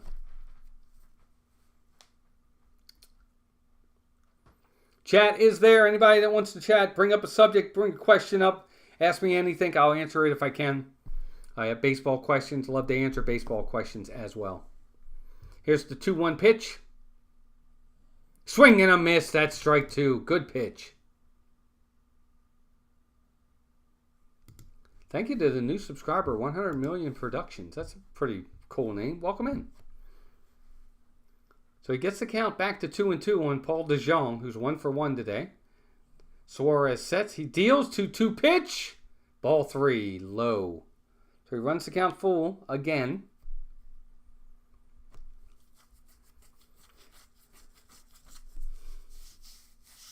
On deck is Brian Ramos. Here's the 3-2 pitch. Ball 4 outside, and he walks him. Now, look, gang, when I look at these players and I get frustrated, I don't expect them to get every single hitter 1, 2, 3, out, 1, 2, 3, out, 1, 2, 3. I don't expect that. I don't expect domination. But what I do expect is that you not fall behind or lose every single hitter when you're up 0-2, 1-2. Every once in a while, some of these hitters, when you get ahead in the count, you've got to get them out early.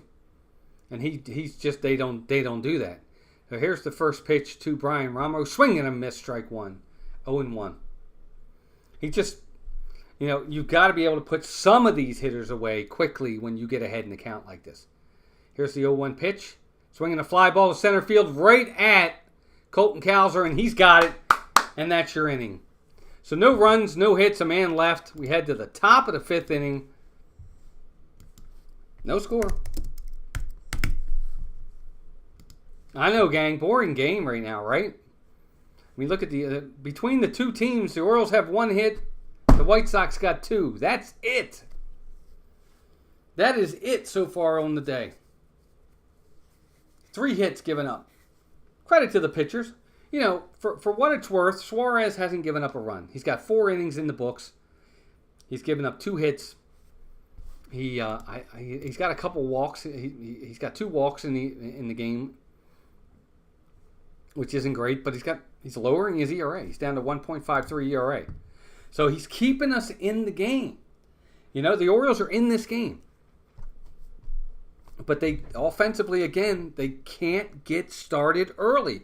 This is yet another game where here we are, we're heading into the 5th inning, and we got nothing on the board.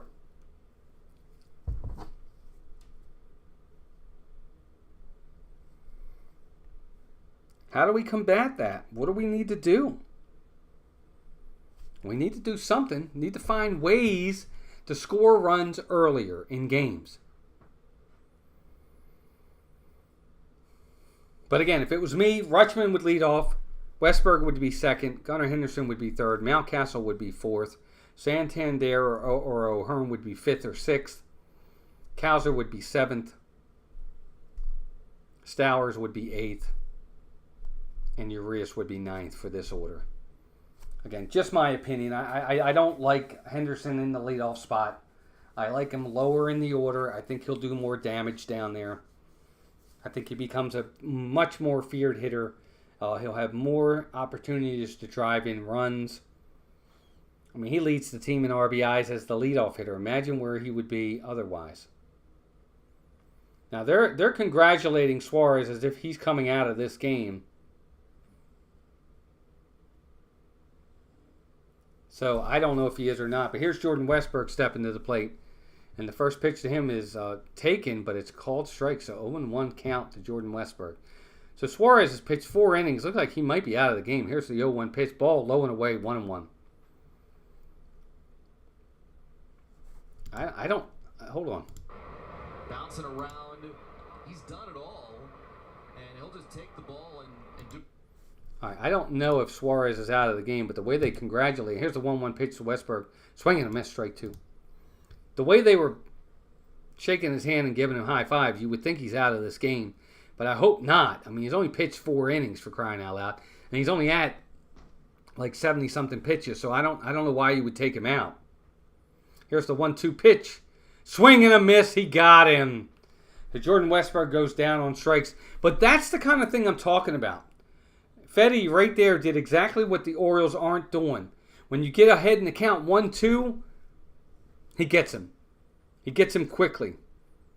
He doesn't run the count to 2-2, 3-2, fouls 5 pitches off. He gets him early. So that'll bring Kyle Stowers to the plate. Stowers squares the bunt, but takes it. Ball 1, 1-0. Not really sure why he's squaring the bunt there. That's kind of interesting. But he did square, but he did pull back. Hey gang, got 11 watching. Good to have you all here. Here's the 1-0 pitch to Stowers. Swinging a fly ball to center field. That ball is down for a base hit. So Kyle Stowers has got a hit today. And just like that, the Orioles have a man on first with 1 out. Good piece of hitting for Stowers. He went down and got it, and he drove it into right field in between right and center, so right center field, for a base hit. Good for Stowers. So the Orioles get their second hit of the game. And that'll bring Ramon Arias to the plate. Of course, Arias is 0 for 1 today. And, of course, he swung at the very first pitch he saw. Here's the first pitch to Arias. And once again, he swings at the first pitch, fouls it back, 0-1.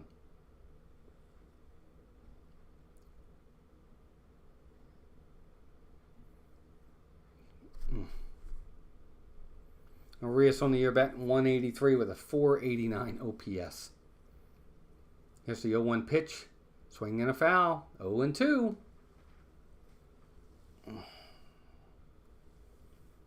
Should have been ball 1, but he's swinging. Again, he gets in these swing modes too.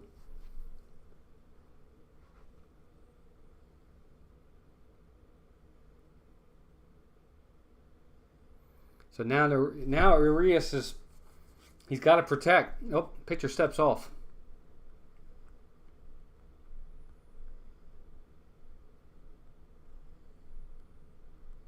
So Arias 0-2. Here's the 0-2 pitch. Swing and a miss. He struck him out.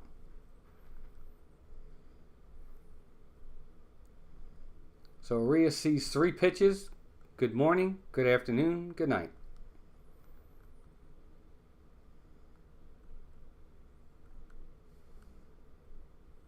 And he's behind. He couldn't catch up to it. And again, I have to start questioning why some of these guys. You have a guy like a Ramon Arias. I guess the reason why he's still on the team is because if you bring up a Connor Norby, where's Norby going to play? Right? Because Arias only plays once a week. And they don't want that with Connor Norby. They want him to play every day. And if he comes up, I guess he'll play once a week. So, I guess that's why. But here we go. Back at the top of the lineup, here's Gunnar Henderson. Still got a man on first. Swinging a ground ball to the first baseman. First pitch swinging again. And he hits it right to the first baseman, and that's your inning. Absolutely frustrating, gang. I'm sorry. And that's your inning. No runs, 1 hit, a man left. We had to the bottom of the 5th inning, no score. This team swings at the first pitch all the time, and they make it easy on the other pitcher sometimes. That's a first pitch swinging, hits a ground ball right to the first baseman, easy peasy, steps on the bag, the inning's over. Nothing. Take a pitch or two. Nothing. And just like that, the inning's over again. And here we go, heading into it'll be the 6th inning before the Orioles even think about scoring a run.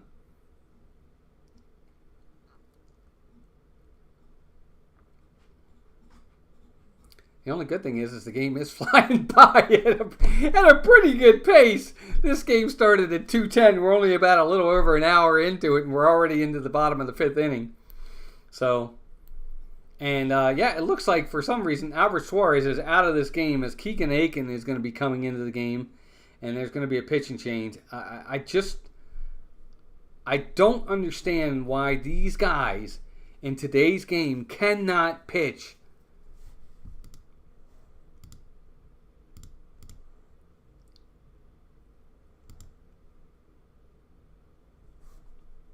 Longer, I don't understand it. So Suarez threw 80 pitches through 4 innings. I just don't understand it.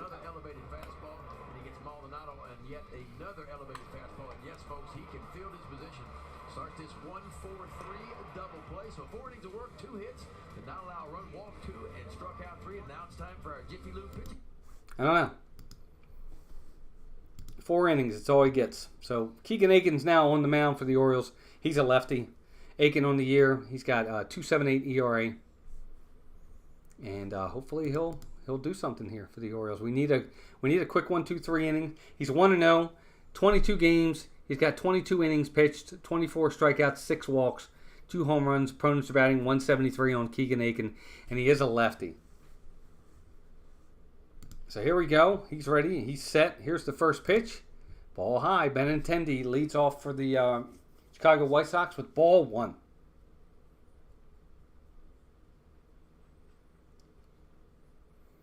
Aiken pitch. Ball 2. No, outside corner. He gets the call. 1-1. 4-seamer, slider, changeup. That's the arsenal for Keegan Aiken. Here's the 1-1 pitch. Ball low. Ball 2. 2-1.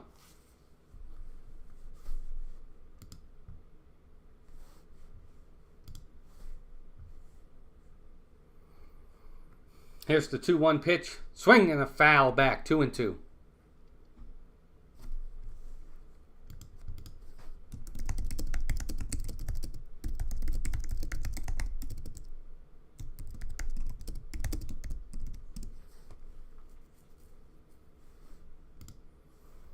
Aiken's got a 2-2 pitch coming. Here's the pitch. Ball way outside. Ball 3. 3-2.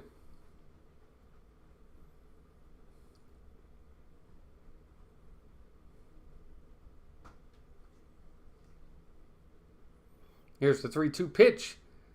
Oh, just misses low, and that's ball 4. So Keegan Aiken comes into the game and promptly walks the first hitter he sees, which is a lefty. This team is going to give me a heart attack before it's all said and done. I'm telling you, man.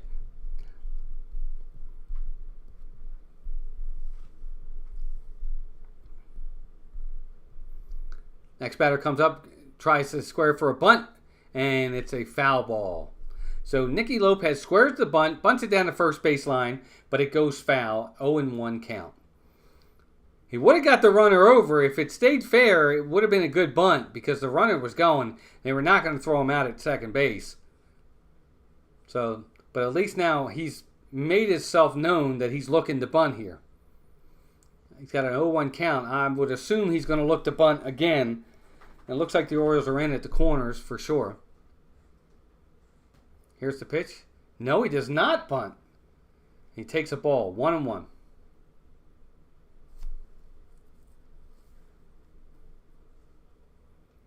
So a 1-1 count to Nicky Lopez. Man on first after the walk.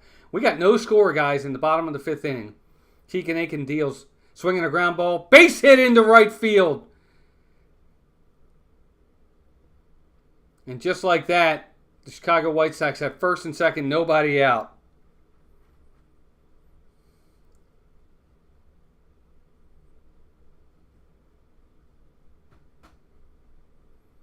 I tell you, it's another lefty. So you bring in Aiken to face left-handers. The first lefty he sees, he gives up a walk. The second lefty he sees, he gives up the base hit. So the advantage that the Orioles thought they had, bringing in lefty-lefty, is now evaporated. And now Maldonado steps to the plate as a righty. But there's a pitch time. Now he's called for a pitch time violation. And that's ball 1 on the hitter. So Keegan Aiken doesn't get the pitch going before the timer runs out, and it's a pitch clock violation, and now it's 1-0 already to Maldonado. Maldonado squares the bunt and gets it down, and that's a good bunt, and he almost throws it away. Holy cow, but he gets it. Nice play by Mountcastle, but Maldonado gets the bunt down, squares the bunt. They did throw it to first base and get the out, but he got the job done, and the runners move up and make it second and third with only 1 out.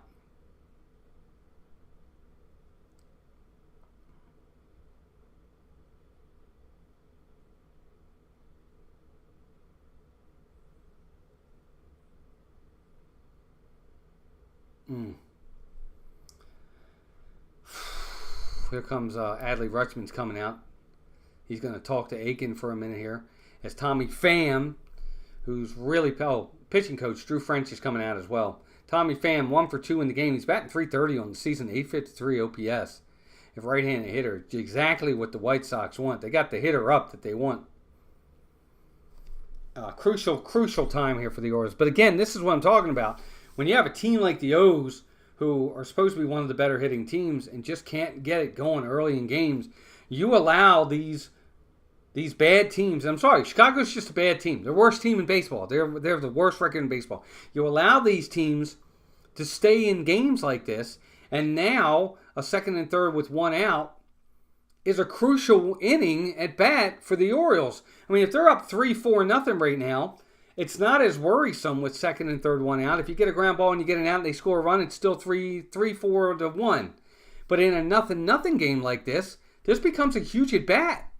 And if he gets a hit, 2 runners are going to score. I mean, the Orioles are playing the infield in. They understand what's going on in that respect. Here's the first pitch to the fan. Ball in the dirt. Ball 1. You know, the way the hitting is going right now, they know that 1 run might be enough in this game the way we're hitting lately. And Aiken is just putting fuel on the fire. Here's the 1-0 pitch to Tommy Pham. There's an outside pitch. Oh, that was a strike, and they called it a ball. Ball 2. Just on the outside part of the plate. It looked like it caught the black, but they called it a ball. 2-0 count. Aiken's got to come up with a really good pitch here. Here's the 2-0 pitch. Ball 3. I think at this point they'll probably just pitch around Tommy Pham to get to Andrew Vaughn, because at least it sets up the double play. Here's the 3-0 pitch. Ball 4 outside. So he walked him on 4 pitches.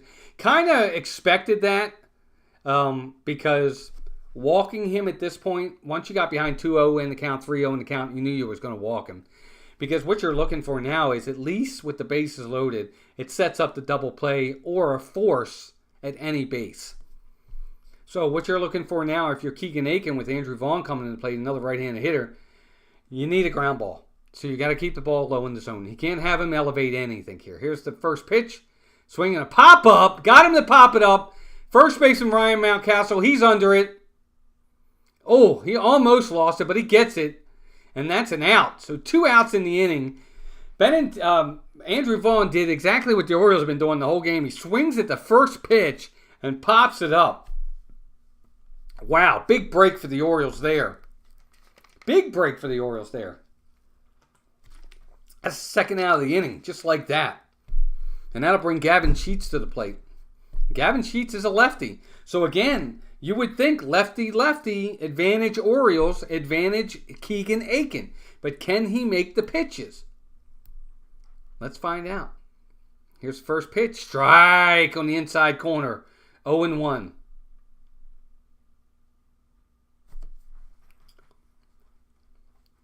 Gavin Sheets 0 for 2 today, 238 average on the season. He's behind the count, 0-1. Here's the 0-1 pitch. Strike 2 on the outside corner. So just like that, Keegan Aiken gets right back ahead in the count. He has the advantage here, folks. Look, Rutschman is one of the best defensive catchers in the game. This ball shouldn't even be near the plate. Here's the 0-2 pitch. Ball in the dirt. He does not take, so ball 1. Good stop by Rutschman. But that's the right pitch there. You have 1 to waste. You can put 1 low in the zone, in the dirt, see if he chases. He didn't, so it's 1-2. This one's got to be a little bit closer, though. So here we go. We're set. Here's the 1-2 pitch. Swinging a fly ball to left field, right field. That ball's way back. It's off the wall and it gets by O'Hearn. 1 run's going to score. 2 runs going to score. They're probably going to 3 runs scored. It's going to be a 3-run triple. And just like that, that's terrible pitching. Ball on the inside part of the plate gives him way too much of the plate. He drives it into the right field corner. It gets away from O'Hearn. A 3-run triple for the White Sox. Bad pitching on Aiken's part. You got a 1-2 count. There's absolutely no reason why that ball... Lefties like it middle in. That's where the lefties like to drive the ball. 1-2 count. Where's he pitch it? Middle in. He drives it into the right field gap. A 3-run triple. That brings Corey Julks to the line, to the plate. First pitch to him, strike 1. Bad. We are such a frustrating team.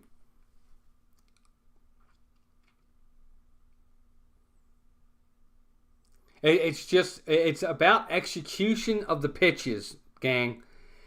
And knowing the count and knowing what's needed there.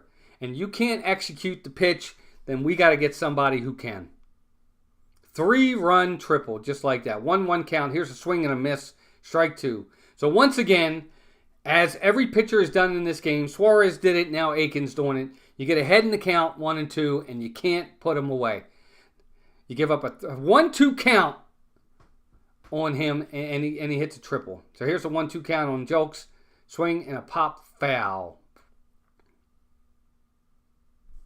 It's bad. It's bad. You know, Gavin Sheets drives the ball into the gap there.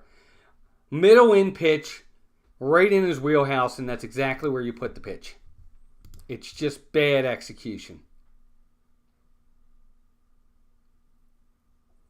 Once again, here's the 1-2 pitch. Swing and a miss. He gets him. But the damage is done. The damage is done. 3 runs scored on 2 hits. And now the Orioles have got a lot of work to do.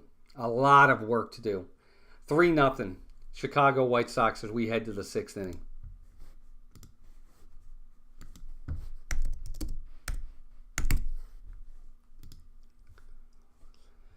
Whew, this team is killing me, folks. I'm telling you, they're killing me. 95 degrees outside right now.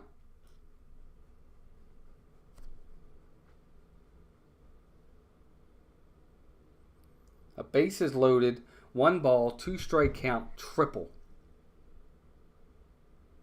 Bummer. That's one way of putting it, Gloria. I can't say the words I want to say because we're streaming.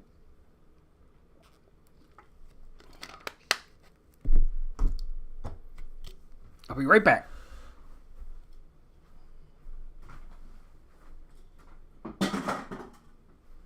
Don't go anywhere.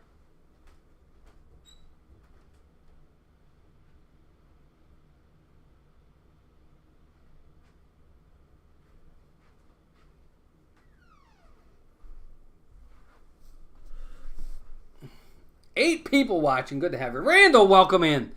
Has everyone had enough of Aikman yet? I'm sick of the minor league pitching efforts by too many. Well, I tend to agree. Keegan Aiken, it's all about, look, I said this last year. I said it this year.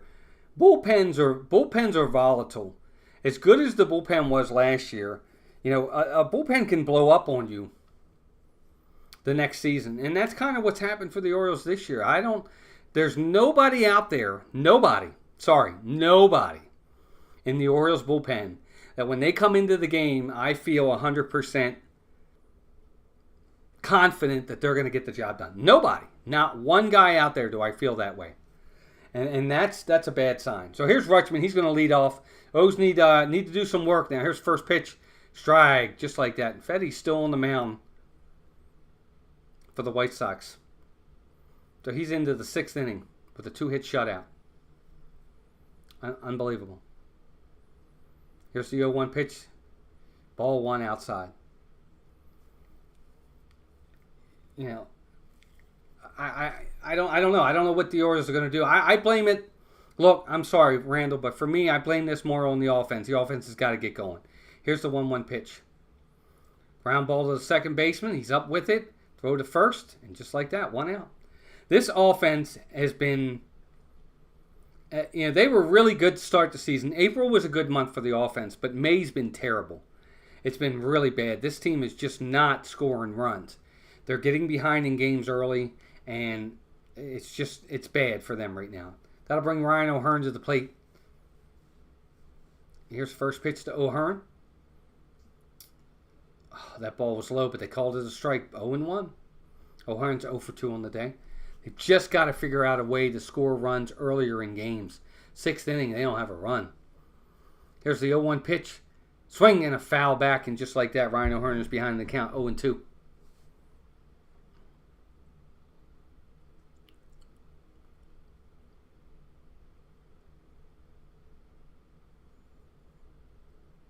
Fetty's pitched a good game, so here's the 0-2 pitch. High, way high, 1-2.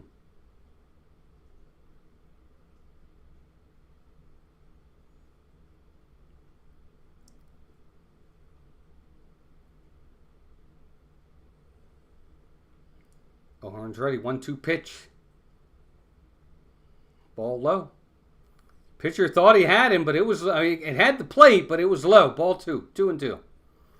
Fetty thought he had him there, but he didn't get the call. Here's the 2-2 pitch. There's definitely a defensive swing by Ryan O'Hearn there. Fouls it off. Stays 2-2.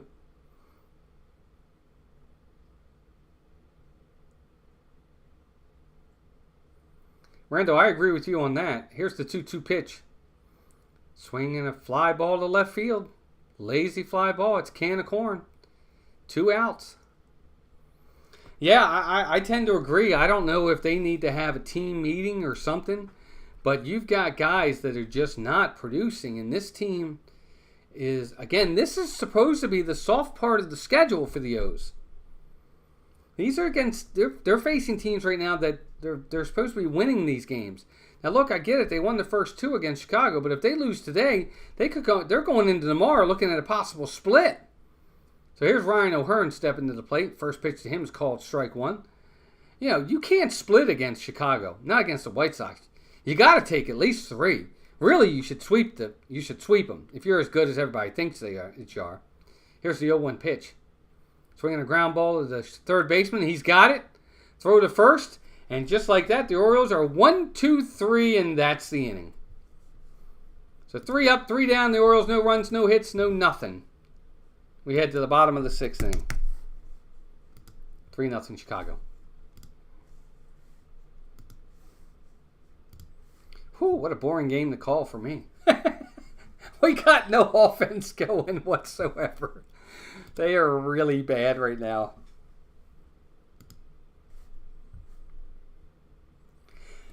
Randall, I tend to agree. I mean, this isn't a team that pitches well. This is a team that doesn't hit well.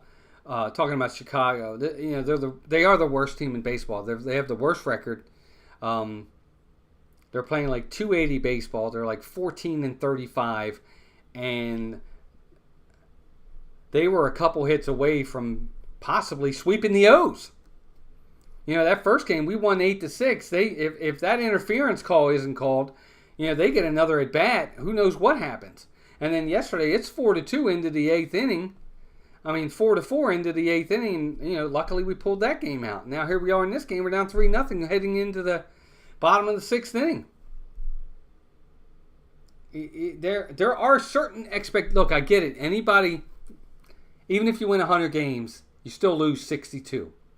That I understand. But where the losses I'm expecting to happen are when you play teams like Atlanta, Philadelphia, the Dodgers, the Yankees, you know, Milwaukee, teams that are good. Those types of teams, they're the ones that you'll maybe lose 2 out of 3 or win 2 out of 3, or in a 6-game series against the Phillies and the Braves, you go 3-3. But when you're facing a White Sox team and a Cardinals team that combined are like 25 games under 500, and right now you're 2-3 against those 2 teams in 5 games, that's not good.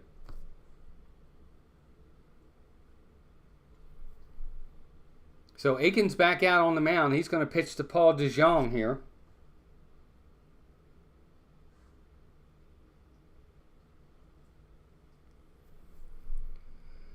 And Keegan Aiken's got a 1-1 count. But the Orioles' offense has got to get going. They've got way too many guys that are just doing nothing offensively.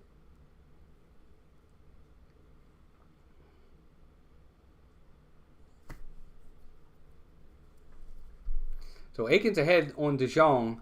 1-2 is the count. Bottom of the 6th inning, 3-0 White Sox. Here's the 1-2 pitch. Swinging a foul back.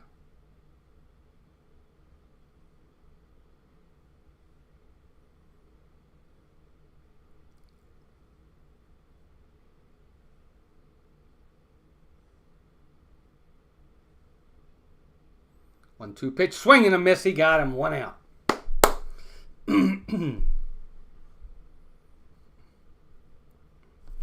I think what it comes down to a lot of times with pitching is making the big pitch in the big moment. And that's the thing. And, you know, last inning, you got bases loaded. You had a 1-2 count on a left-handed hitter. and he can't make the big pitch. So here's the next hitter. We have Brian Ramos at the plate. First pitch to him is a called strike, 0-1. Aiken just doesn't make the pitch. He can't make the big pitch in the big moment. Here's the next pitch. Swing and a ground ball to the third baseman. Nice pick by Urias. Throw to first, and that's your second out. So Urias, nice play at third. Nice pick at third. Yeah, can't do anything offensively. He's horrendous offensively. But it was a nice pick at third base. So there's 2 down in the inning. But again, that's key here. It's all about being able to execute pitches at the big moments when your team needs it most. And Aiken can't do it. Here's first pitch to Andrew Benintendi. It's a ball. No, strike. Called it a strike. So strike low in the zone. He gets the call. 0-1 count. Here's the 0-1 pitch. Swing and a foul. 0-2. The one thing I will say about the pitch clock, game moves pretty quick. We go from one pitch to the next very, very quickly. 19 likes. Thank you, everybody. We're not going to hit our goal today, but we did good. Here's the 0-2 pitch. Ball in the dirt. 1-2.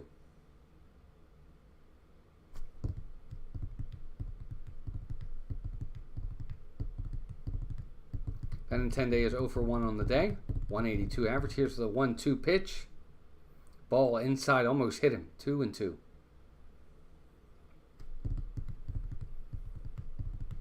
You guys like having the right here? Do you guys like having the right here, this thing? Here's the 2-2 pitch. Whoa! Way inside, up by his head. Ball 3, 3-2.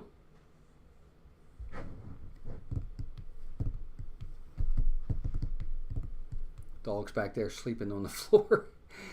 3-2 count to Benintendi. Here's the pitch. Ball 4. He walks him. He walks him. He had him 0-2. 0-2 count. And he walks him.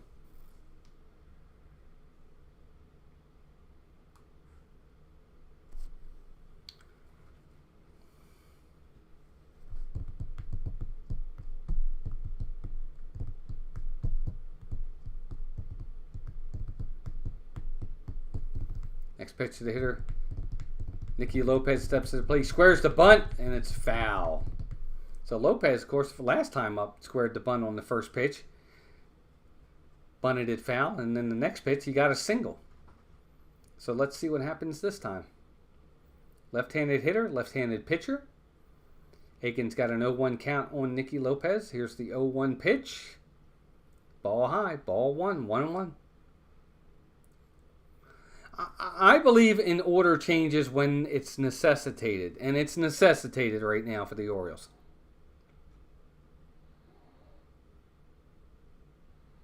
Aiken's 1-1 pitch to Nicky Lopez. Swing and a foul. 1-2.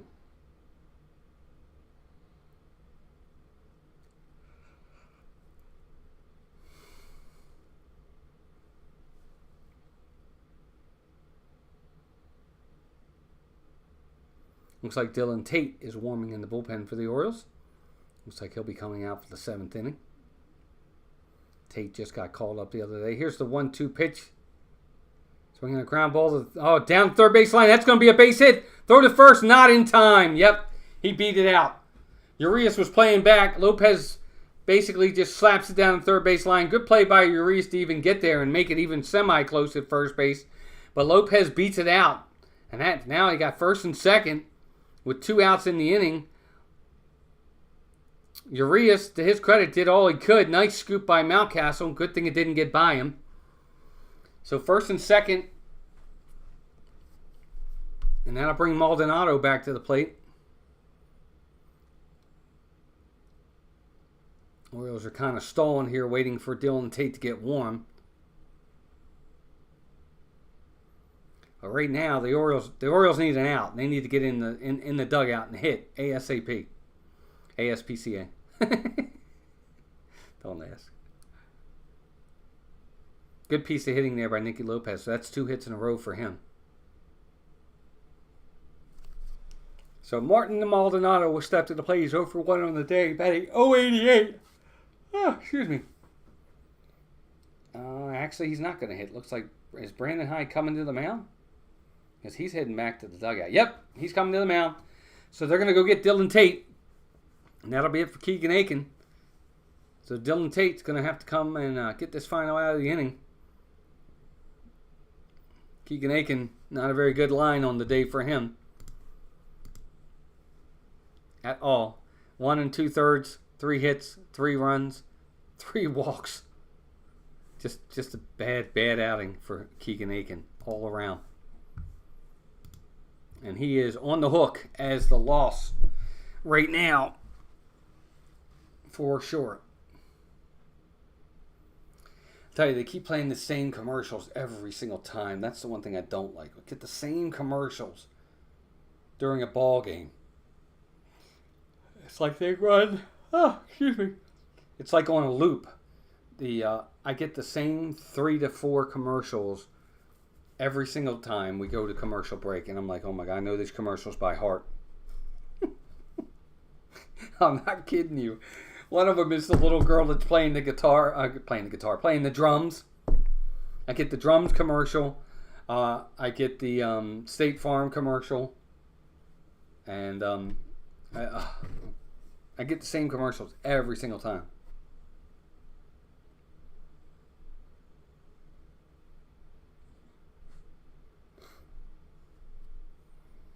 But Dylan Tate's going to come into the game. Should be interested to see how he does.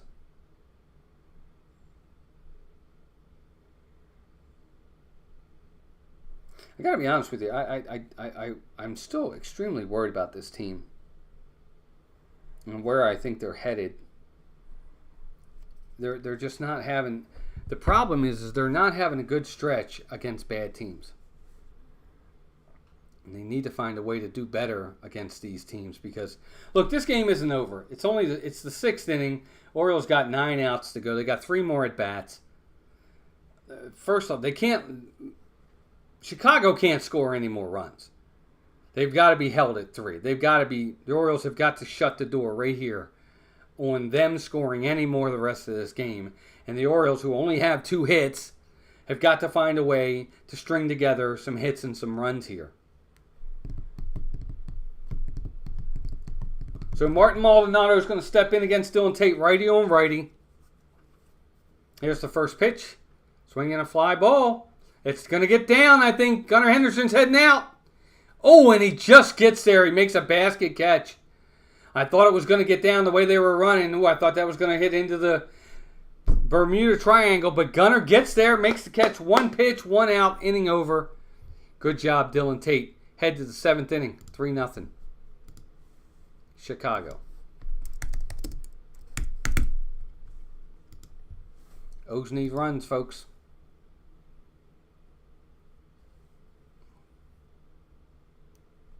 O's need runs.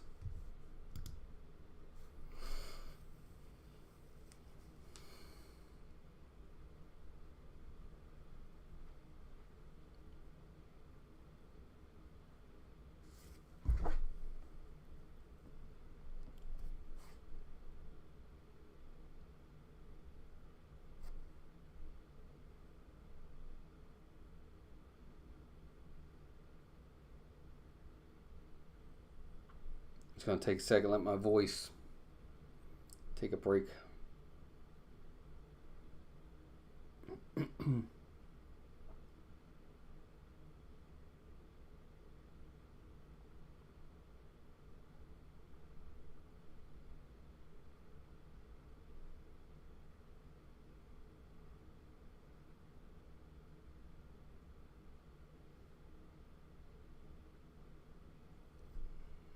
So in commercial break, guys. Welcome in, everybody. Good to have you all here. Just waiting for the game to come back.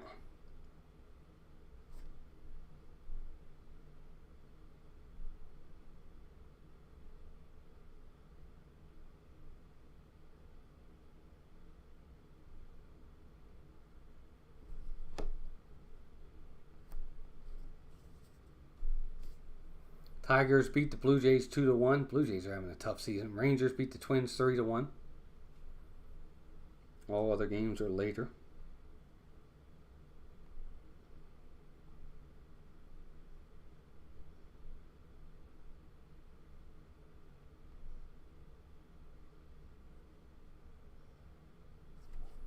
Fetty is still on the mound. That'll bring Anthony Santander to the plate. Orioles need to get something going here. Here's the first pitch to Santander. Surprise. Swinging a foul back.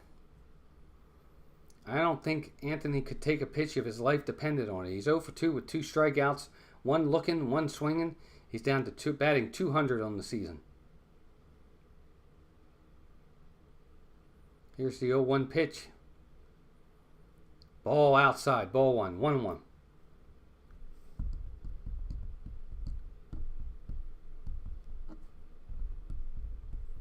Here's the 1-1 pitch.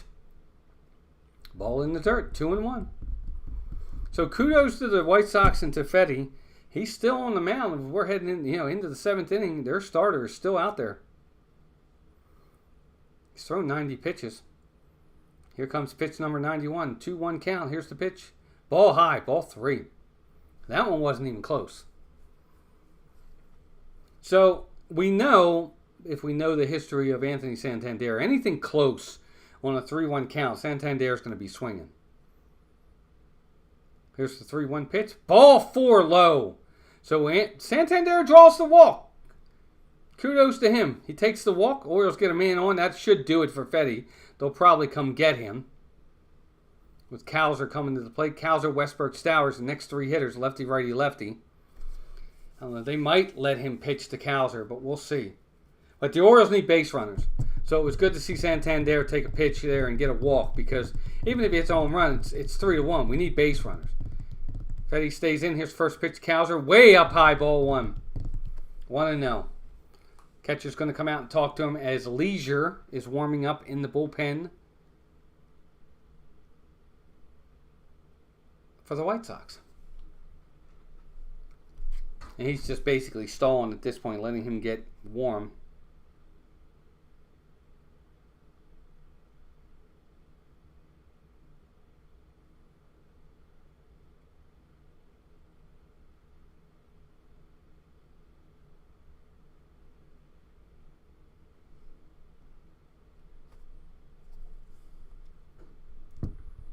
Fetty is back. They're back behind the plate.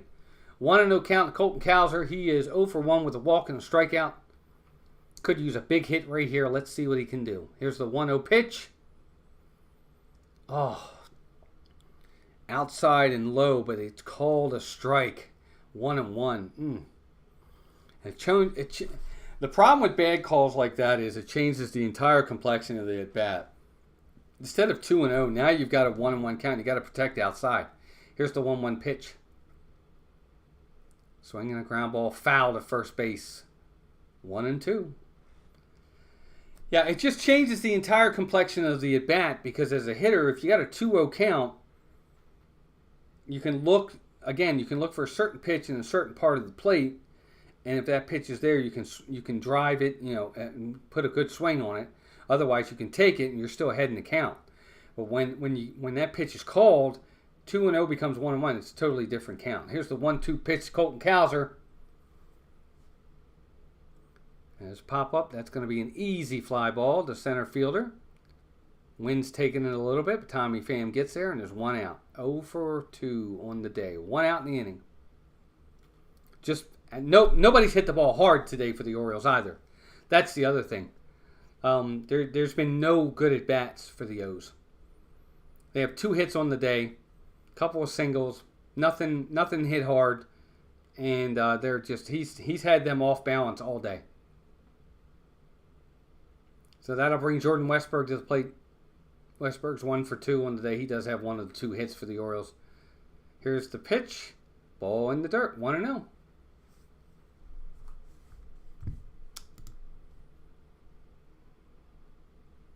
Orioles are running out of at bats though. They need runs. 21 likes. Thanks, gang. Good to see it. Wow, we made 21 likes. That's actually a lot more than I thought we were going to get for a while there. So thank you. 21 likes. We're not going to make our 50 goal, but I like 21. That's pretty good. Thank you. So a 1-0 count to Jordan Westberg. We need a ball in the gap right here. Here's the 1-0 pitch. Again, just not a good swing. Seems like he's trying to elevate it too much instead of just put a level swing on it. But it's a swing and a foul back, 1-1. Ryan Rao, welcome in, number 22. Thank you. I appreciate you. Hope you subscribe too if you're not already subscribed. Good to have you here, buddy. So 1-1 count to Jordan Westburg. Here's the pitch. Swinging a ground ball, foul. So 1-2. So Fetty gets ahead in the count here on Westburg.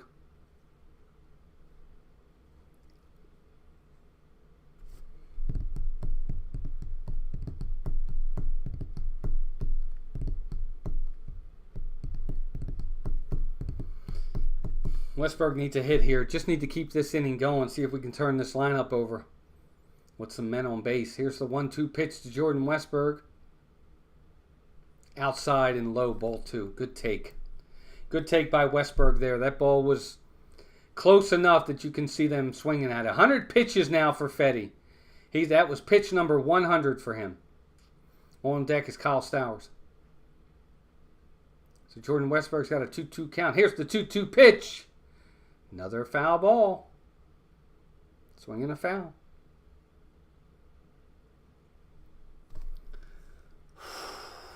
Tense.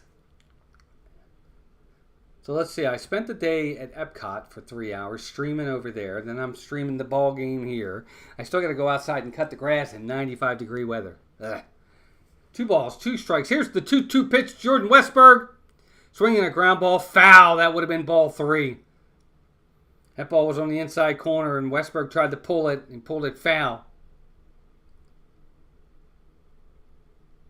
You got like 0.2 of a second to make up your mind, so I get it, but that would have been ball 3. But we're going to do it again. 2-2 count.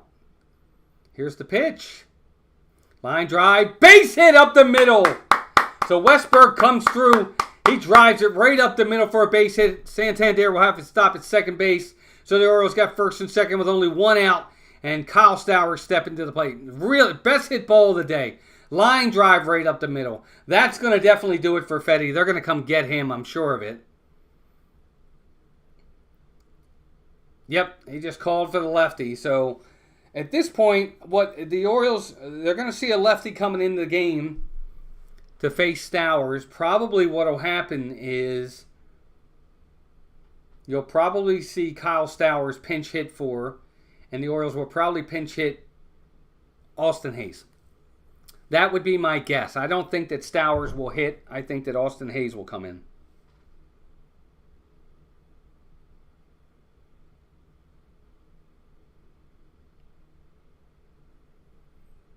But anyway, first and second, 1 out. We'll see what happens.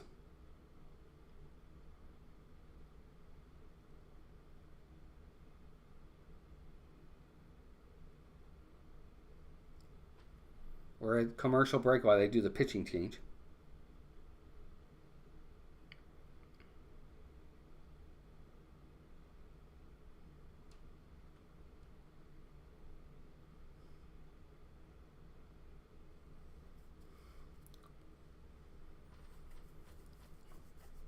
Orioles have a chance here, gang. They really do. They have a really good chance right now to get back in this game and put some runs on the board. First and second, 1 out.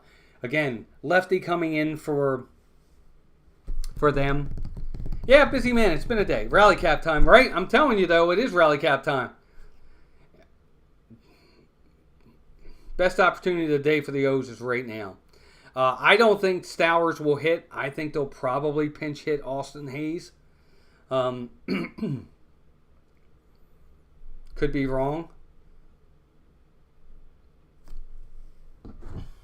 I guess we'll find out in a minute here.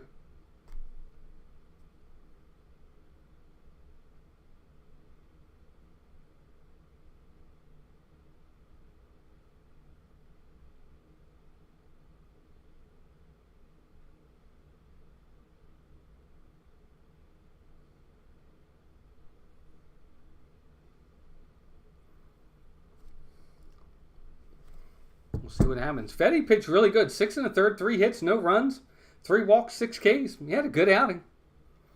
Stowers does stay in the game. I'm sorry. And it is a righty. I thought he called for the lefty. He put his left-handed hand up, But no, I guess not. So it's Jordan Leisure in the game for the White Sox. Right-handed pitcher. Stowers stays in the game. He's a lefty. Ball 1. Here's the 1-0 pitch to Stowers. Big hit here would be nice. Ball 2 in the dirt. "17 people watching. Good to have all of you in here. That's our biggest number today. So 2-0 count to Kyle Stowers. Should look for a pitch middle in to drive right here. Here's the 2-0 pitch. Swinging a foul back 96 miles an hour. On the outside part of the plate, Stowers gets a bat on it, but it's a foul ball. Strike 1. 2-1. Again, it's all about the big moments, folks. It's all about the big moments. Can you make the big pitch to get out of an inning as a pitcher, or can you get the big hit as a hitter to put your team ahead or back in the game? Cam Clips, welcome in. O's better win. Well, they're not looking good. Stowers is set. Here's the 2-1 pitch. Ball 3 high. So a 3-1 count right here. I think this is really as where the managers, probably earn their money. What are you going to do here? You're going to make him take a pitch, or is he swinging? He's swinging. 3 balls, 1 strike. Here's the 3-1 pitch. Swinging a foul.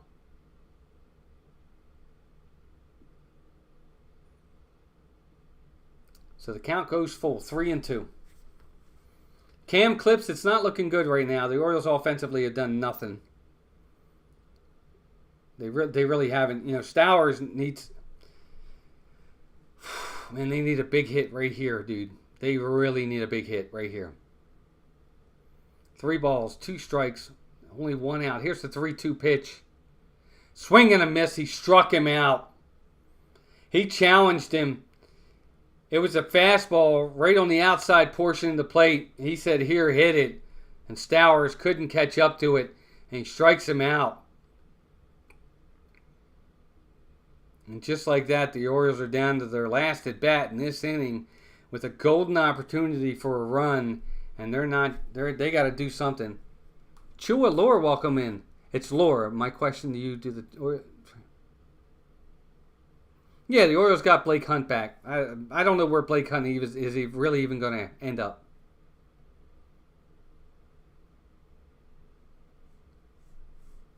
Sorry to hear that, Victor.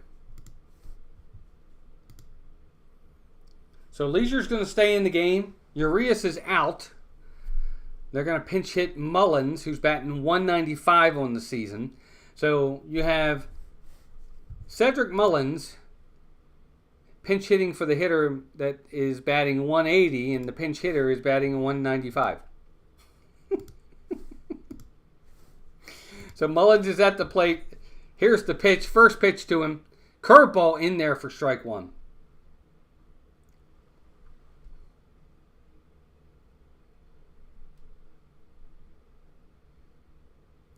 This is the Orioles' best opportunity to score today. First and second. Here's the 0-1 pitch. Ball high, 1-1.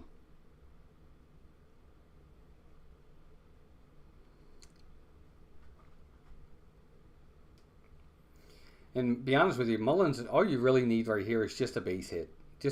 Let's get a run here. Here's the 1-1 pitch.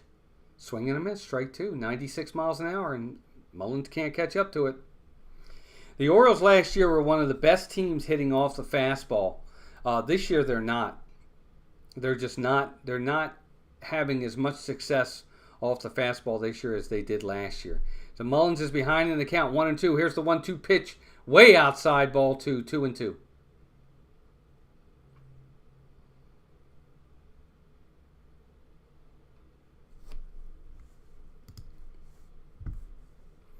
Good to have you all here. 16 watching. Up to say, hey, we got another subscriber too. Thanks, gang. And the likes are up to 23. Thank you. 2 balls, 2 strikes, 2 outs. Here's the pitch. Mullins swung. Did he swing or did he check it? They saying he swung? Oh my gosh, the Orioles. They're saying Mullins swung. Check swing, Mullins strikes out. On a ball in the dirt. It's really close, but the home plate umpire says he swung. That's your inning. Mullins, terrible at bat. Inning over. No runs, 1 hit, 2 left. Bottom of the 7th inning coming up. Terrible at bats by the Orioles. Stowers can't even get a runner over. Strikes out swinging. Mullins comes up, pinch hit, strikes out swinging. Bad. Something has to be done offensively. I'm getting frustrated with this team. I'm tired of people saying, don't worry, everything's going to be fine. They're going to break out of it. They're not breaking out of it. Period. They're not. You got guys, we're heading into June now, gang. Today is May 25th. We're 2 months into the season. You've got 4 guys hitting it under 200. Hayes, Mullins, Urias, Santander. To say the least, something's got to be done.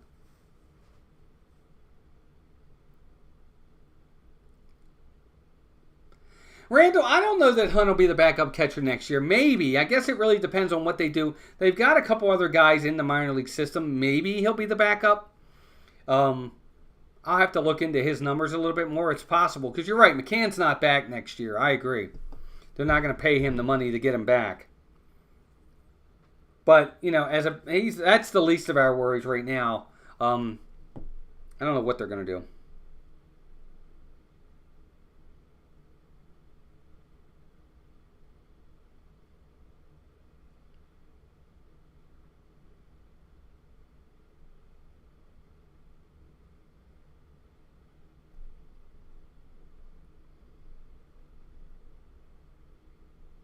See what happens. Here we go. Dylan Tate's on the mound. Tommy Pham's at the plate. First pitch to him. Strike. Nope. Ball. I thought he was going to call it a strike. It looked like it got the lower part of the zone, but nope. Doesn't get the pitch. 1-0. Here's the 1-0 pitch. Strike on the outside corner. 1-1. Good to see Dylan Tate back. I think Dylan Tate was sent down earlier in the season only because he had options and they needed to make room for players. Here's the 1-1 pitch. Nice curveball right there. 1-2. Strike 2.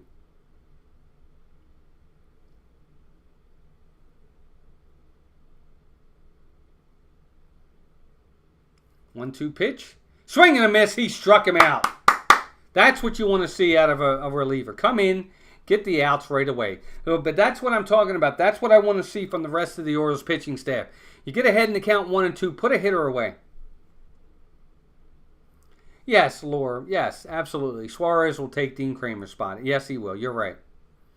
So here's Andrew Vaughn. He's going to step to the plate. First pitch to him. Outside corner. Strike 1. So Tate's off to a good start here.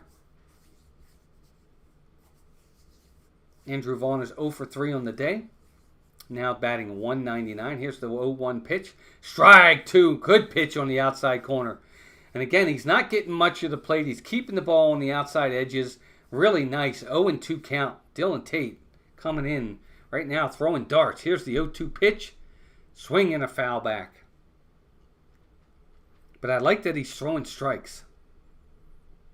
He's right there. Right there. Good pitches. Vaughn sets. Dylan Tate sets and pitches. 0-2. Swing and a miss. He got him on a curveball. Really nice pitching so far from Dylan Tate. 2 quick outs on 2 quick strikeouts. 2 outs on 9 pitches. Nice curveball or changeup, whatever it was. He was way out in front of it. And Dylan Tate's got 2 quick outs here in the bottom of the 7th inning. Now I'll bring Gavin Sheets to the mound or to the plate.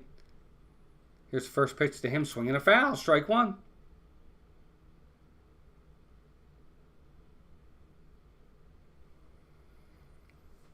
Looks like Nick Vespi is warming in the bullpen for the Orioles as well. Kopech is warming in the bullpen for the White Sox. He'll probably come in next inning. Here's the 0-1 pitch. Swinging a ground ball to the first baseman. Tate's covering. Got it. That's the out. 3 up, 3 down. Good inning for Dylan Tate. 11 pitches. Quick out. Quick inning for him. I love it. That's what I want to see. We're going to head to the top of the 8th inning. The Orioles offensively have done absolutely nothing. Let's hope it changes right here. I don't know if it will or not, but they need to do something offensively. 605, another subscriber. Woo! Thank you all for subscribing. We're not going to hit our mark of 615, but we did get to 605. Nothing wrong with that.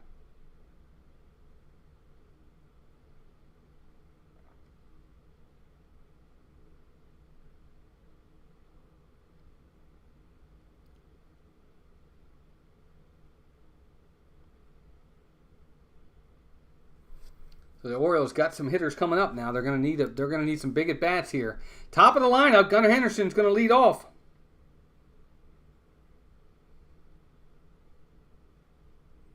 Need runs, guys. Need runs. ASPCA, as I like to call it.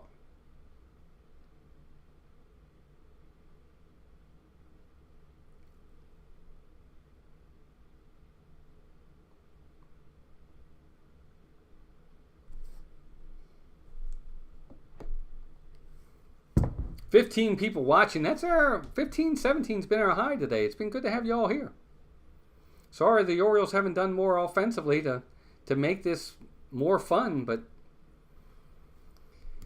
unfortunately we can't do anything about that. They're just playing like crap today, man. 3 hits in the day, 2 of them from Jordan Westberg. Offensively, they have done nothing today. But Gunnar Henderson's going to lead it off. Let's hope he can get us going. We need base runners, guys. Gunnar can hit a home run, but it's 3-1. What we need are base runners. Let's see what happens. So, Leisure stays in the game. Here's Henderson. He's 0 for 2 on the day with a walk. First pitch, I'm sure he's swinging.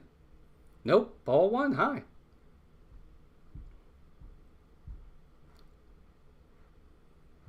From Gunnar today, it's all about just...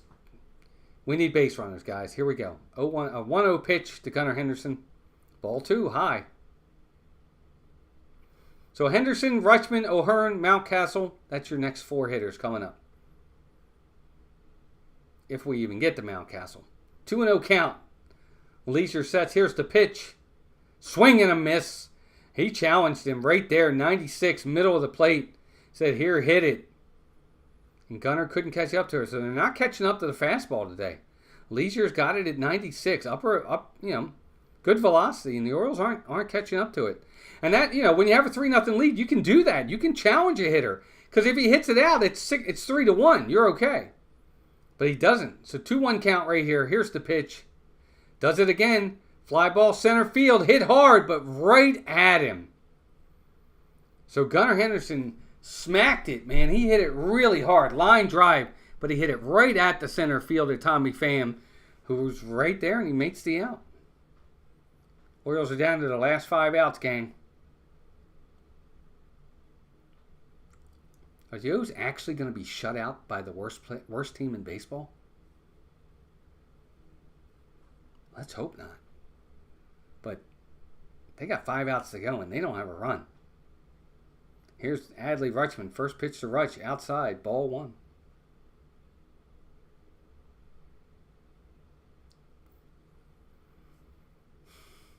I mean, are they really going to get shut out by the last place team? Ball 2. 2-0. Laura, you're going to have to retype that, buddy. I don't know what you're talking to me about.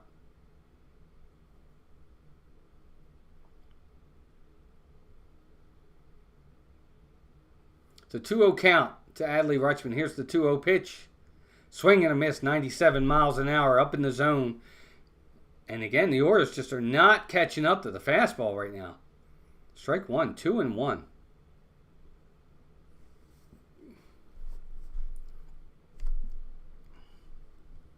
Here's the 2-1 pitch. Check swing, 2-2. Curveball in the dirt. Rutschman can't hold it, so a 2-2 count. He's going to take time.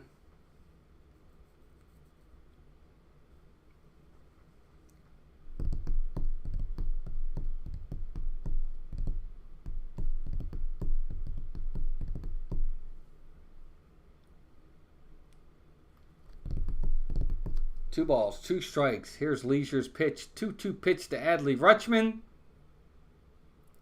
And that's low. It got the plate, but it was low. 3-2. So Rutsch runs the count full. Need base runners, we need base runners, folks. We need base runners. Rutschman is set. Here's the 3-2 pitch. Swinging a foul back. We're going to do it again. 97 from Leisure. And right now, the Orioles cannot handle the velocity.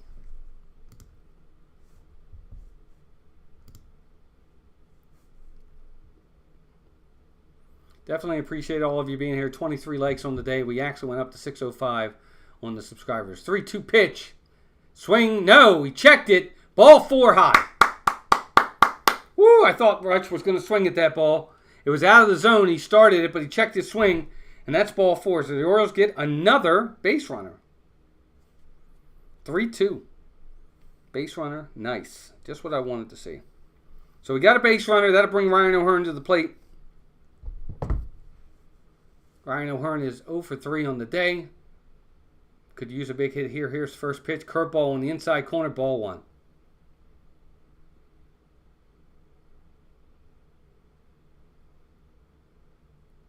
Well, if they got Thiago Vieira, I haven't heard that yet. I'll have to see. He might. I don't know who he's gonna replace though. Here's the 1-0 pitch. Ball outside. Ball 2.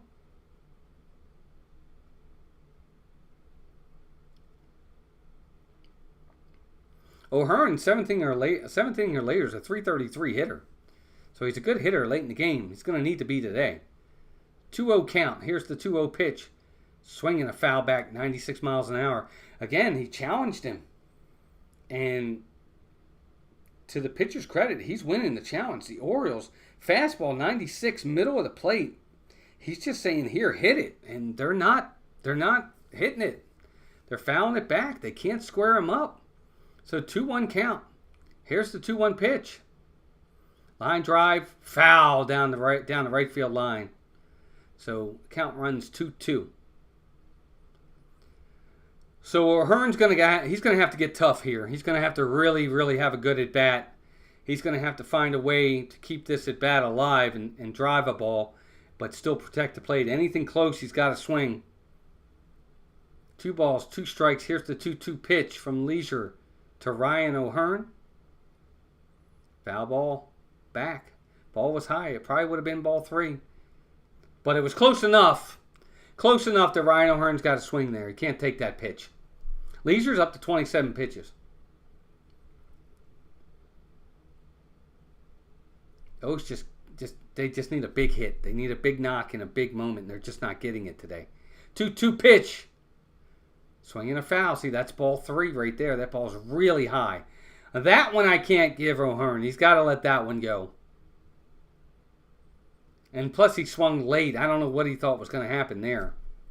But O'Hearn really swung late on that one. So we're going to do it again. 2-2 again. O'Hearn's seeing a lot of pitches. He's 0 for 3 on the day. Here's the pitch.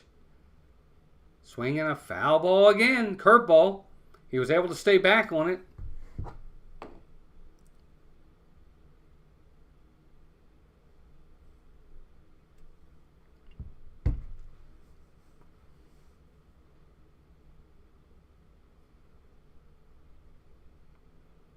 Two balls, 2 strikes. Here's the 2-2 pitch. Fly ball. Ryan O'Hearn. Right field. It's back. It's at the wall. And it's gone! Ryan O'Hearn with a 2-run homer.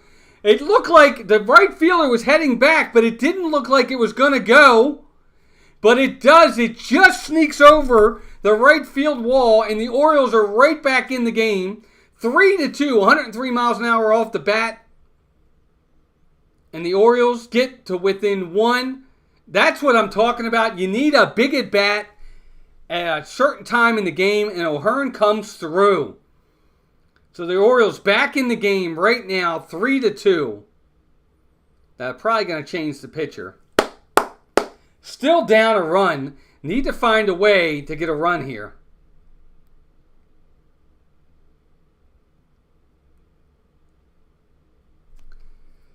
Ball was middle in. It was a curveball. O'Hearn waited on it and got it. It was really a high fly ball. It looked like it was going to be caught, but it just kept carrying just enough into the first row. And the Orioles are back in the game 3-2, just like that.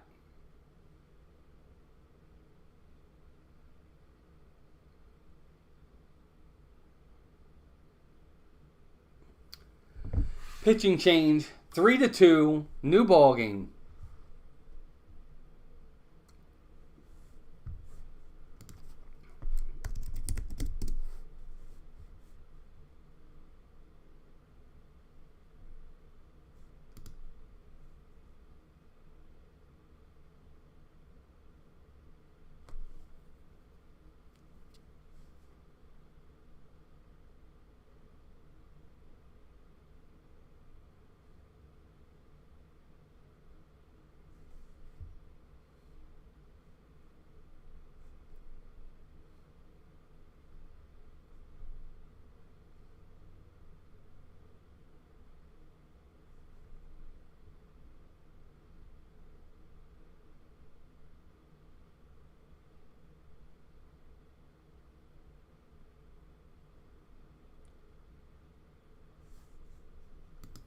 So the Orioles are right back in this game.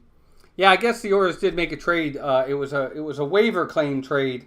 The Brewers designated him for assignment, and he went through waivers. And I guess the Orioles traded a couple guys or traded away Garrett Stallings to get this guy. His numbers aren't great. He's got a good fastball, but we'll see what happens. Here's Ryan Mountcastle, new pitcher. First pitch to Mountcastle in the dirt, ball 1.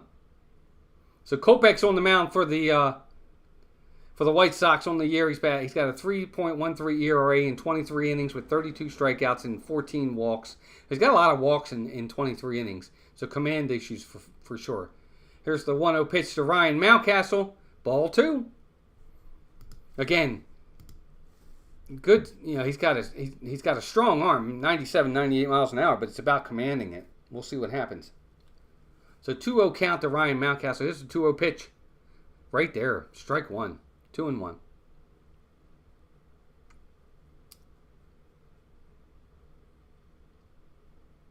Sorry, Victor. I get it. Trust me. 2-1 pitch. Swing and a foul back. 2-2. 99 from Kopech. Orioles need to find one more here. Let's get back even before we head to the bottom of the 8th. Let's see if we can get back even. It's still only one out in the inning. 2 balls, 2 strikes. Here's the 2-2 pitch to Ryan Mountcastle.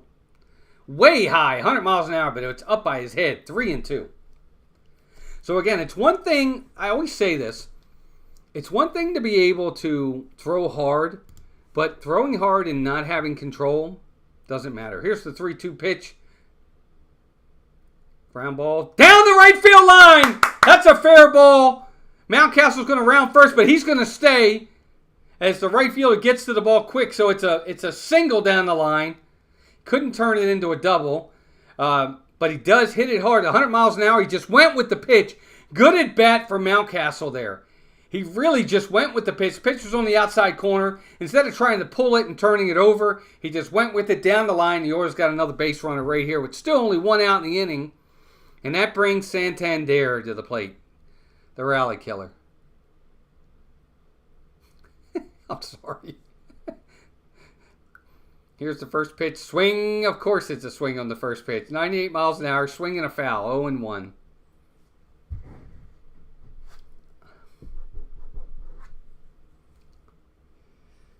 Orioles don't have another lefty on the bench. They have to have Santander hit. He's 0 for 2 on the day. 0-1 pitch.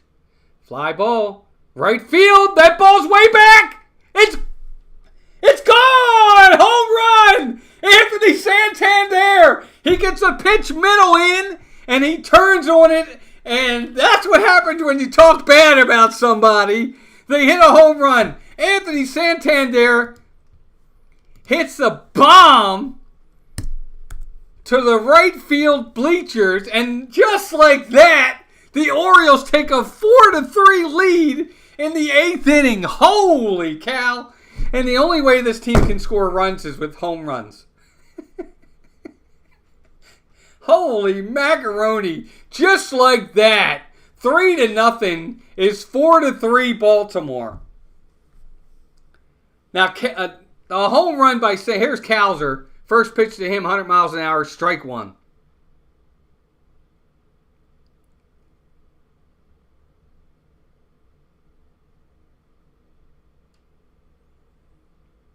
Strike two, 99 miles an hour, swinging a strike two. So Cowser's behind in the count 0-2. I would like to get another run here. 4-3 may not be enough. Wow, just like that. It's all about executing pitches and getting good at bats. And he didn't miss it. 0-2 pitch. Strike three. It's right there. I don't know what Cowser's looking at. That was right there, Cowser. He takes it for a called strike three. Again, it's a big at bat. It's a big home run for Santander. And if we win this game, it's his home run that did it. But it's one game. He's got to continue to break out of his slump. That'll bring Westberg to the plate. His first pitch to Westberg. Fly ball, right field again! And that ball is gone! Home run, Jordan Westberg. He goes opposite field on Kopech, 100 miles an hour. He went with the pitch, and he's hit a home run himself. Jordan Westberg. Holy cow, second pitch he sees. He just clears the right field wall, and it's now 5-3 Orioles. Holy macaroni. What is going on? Talk about waking up. It's one thing to be able to throw hard, gang. But you got to do more than just throw hard. You got to locate. Here's Kyle Stowers. Stowers' first pitch swinging. Fly ball center field. It's going to be playable. That's going to do it for the inning. But wow, the Orioles, 3 home runs in the inning, 5 runs total. 3-0 becomes 5-3. We're heading to the bottom of the 8th inning. Orioles 5, White Sox 3. Wow. Unbelievable. O'Hearn, Santander, Westberg. Boom, boom, boom. Holy macaroni. But this game is not over, folks. You've seen the Orioles bullpen lately. Unbelievable. Wow. That is crazy. I don't believe it. Well, I can't believe what I just saw. In a matter of like 5 minutes. Kopech gives it up, man. 3-0.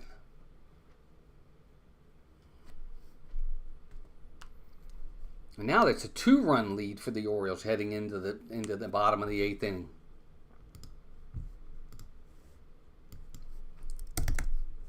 If I'm the Orioles, I know that Nick Vespi was warming, but I'm going to be... Dylan Tate has got to come back out to start this inning. I'm sorry, he just does. He was dominant in his inning pitch. He has 11 pitches so far. I think you need to win this game. Dylan Tate, give him one hitter at a time. Let him come out, start the bottom of the 8th inning. First hitter. Gets him, he gets the second hitter. If he gets him, he can go to the third hitter. Now, if he's throwing 8-9 pitches per batter, okay, that's a different story. But if he gets these pitches, if he gets these hitters quickly, if this first hitter comes up, 3 pitches in, he gets a ground ball, fly out, whatever, he gets another hitter. If he gives up a base hit, okay, come get him. But he was here, and he is back out. Dylan Tate, here he is, back out on the mound. First pitch to Corey Julks. Strike called on the inside corner. Now, I agree with this move. I think Dylan Tate's, the way he's throwing right now, he should be back out this inning. Here's the 0-1 pitch. Swing and a miss, strike 2. He's just on right now. It makes sense. Pete and Clark interviews. Welcome in. What do you guys think about the Yankees? I think the Yankees are very good, and that's without Garrett Cole. They're playing great. Here's the 0-2 pitch. Ball on the inside corner. That's a ball. Ball 1. So Jokes on the day, he's batting .353 on the season, but he's 0 for 3 today. I'll get more into the Yankees in a minute. Here's the 1-2 pitch. Swing and a miss. He got him. Ball up in the zone. Only 79 miles an hour, but he swings through it anyway. And that's 1 out in the inning. Dylan Tate. Good start. Yankees are really good. Look, they're an older team. It's all about health with the Yankees in the lineup. Because, Juan Soto's great. He's an MVP type player. But Stanton, Judge, those guys, if they can stay healthy, the Yankees are going to be right there all year. They will be. They're very good. And if they get Garrett Cole back, it's just going to make them that much better. So that pitch was 79 from Dylan Tate. I wonder if they're coming out to look at him. Because the velocity on that pitch was way down. I hope he's not hurt.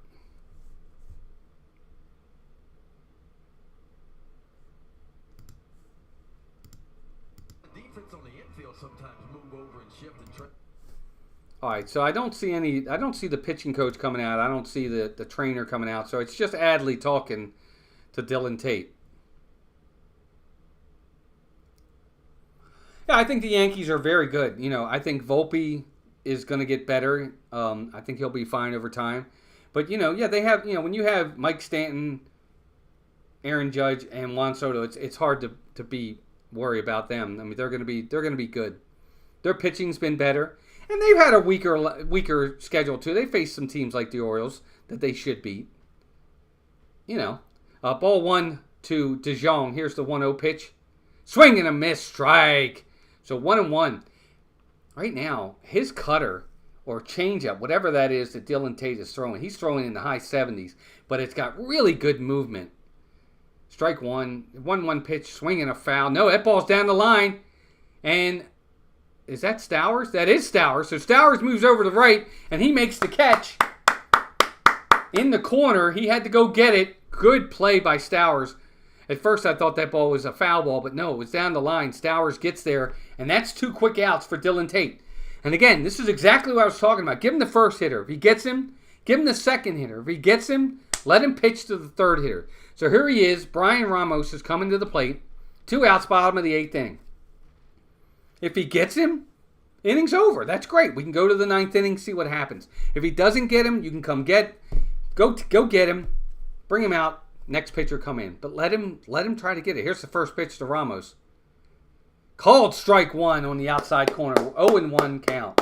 Dylan Tate looking really good. Shut down innings right now.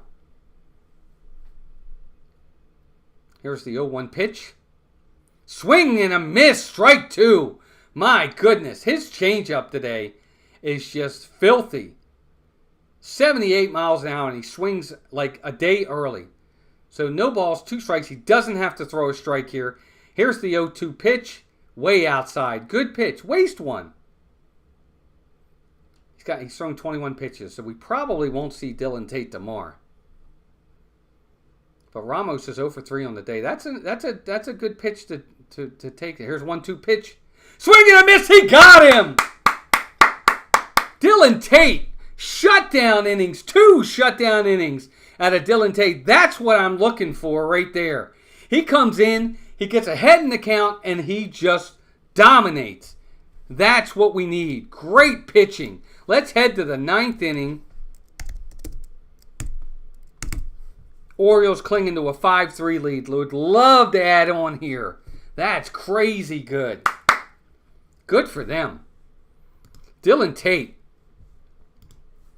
He doesn't even allow them any sort of momentum. Comes right in and just shuts them down.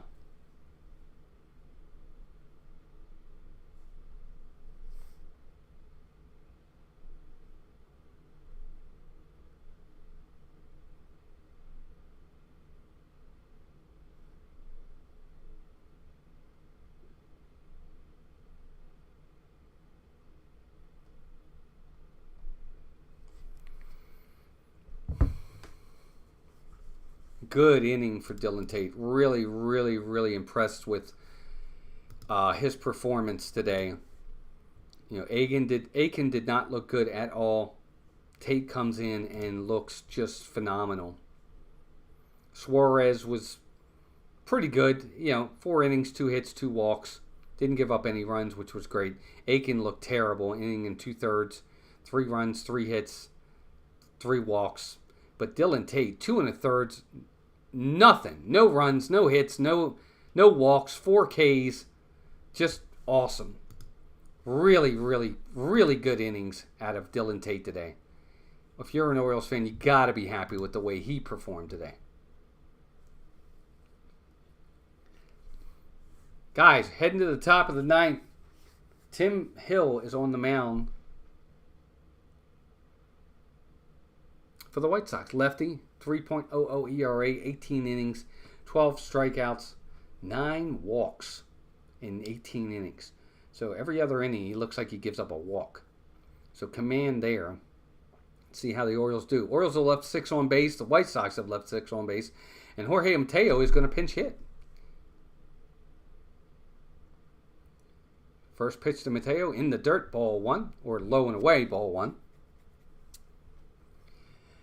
Extra runs would be really nice right here. Here's the 1-0 pitch. Right there, strike. A little bit low, but it does catch the box. 1-1.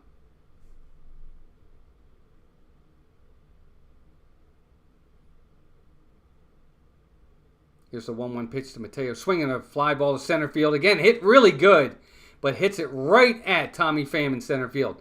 Mateo got all of it. He hit it hard, and it was a line drive, but right at Tommy Pham. If that ball's a little bit to the left or to the right, he's running all day for a triple. But he hits it right at him. Good at bat for Mateo. He hit it hard. That'll bring Henderson to the mound. To the plate. Henderson's 0 for 3 today with a walk. He had a line out. 3 unassisted at first base, and then another line out. He could use a hit today. First pitch, strike, right there. So 0-1 to Gunnar Henderson. And again, Gunnar Henderson, Adley Rutschman, Jordan Westberg, they can't do it every game. Other guys got to step up. That's the point. That's where balance comes in. So here's the 0-1 pitch to Gunnar. Swing and a miss, strike 2. That ball wasn't even close. Gunnar was not looking good there. He looked like he was out of the box before the pitch was even there.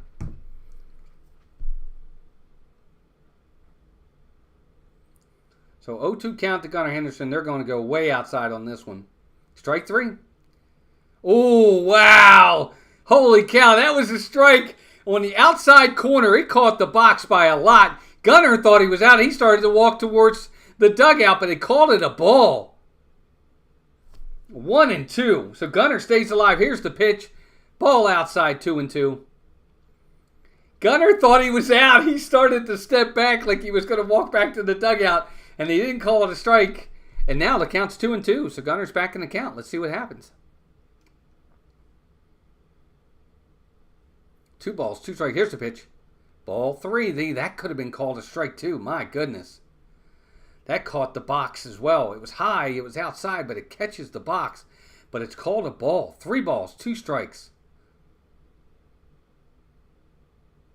Swing and a foul. Gunnar stays alive.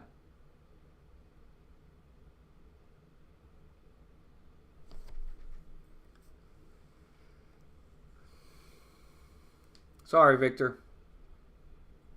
Don't worry, my team hasn't won anything yet either. This game's not over yet. 3 balls, 2 strikes. Here's the pitch. And it's outside, ball 4. Man. If I'm the pitcher for the White Sox, I would not be happy. He's not happy either. He thought he had him. That was a close pitch, too. They gave it. It's a walk for Gunnar Henderson. They called ball 4.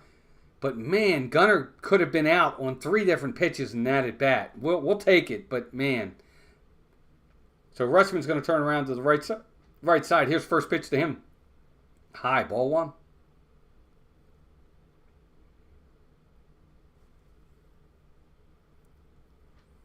Rutschman on the day is 0 for 3. He's had a walk and a run scored in the 8th inning. See if he can get a hit. Here's the 1-0 pitch. Swing and a foul back. 1-1. Now, I've been watching Rutschman's at-bats a little bit more lately. He seems like when he swings, he's a little off balance. A lot of times he's falling to one knee or about to fall to one knee, almost like he's trying to swing out of his shoes almost. It seems like he's over-swinging a little bit to me. Batting .435 from the right side, so he's where he wants to be. Well, throw to first. Nope, he's back. Against lefties, he's batting .435 this year. Adley is, so we'll see. Here's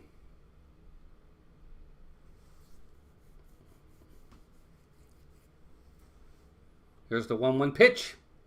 Strike right there. 1 and 2. Looked a little low, but they probably owed him one.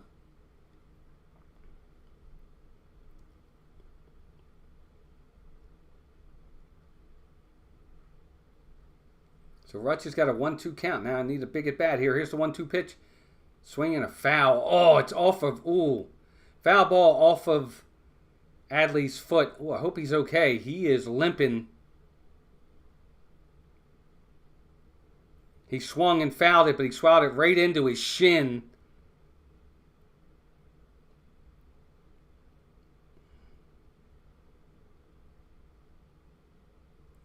Trainer's out. They're going to look at Rutch.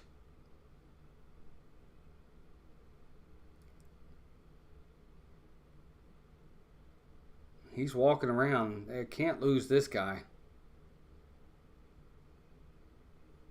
Hyde's out there. Brian Ebel, the head trainer, is out there. Rutschman's walking around trying to test that ankle. He had a protector there, but it must have caught him in a bad area because he does have an ankle protector on his lead ankle. So he's going to stay in the game. I guess he's okay. It caught him hard. I mean, he definitely looked like, So hopefully he's okay.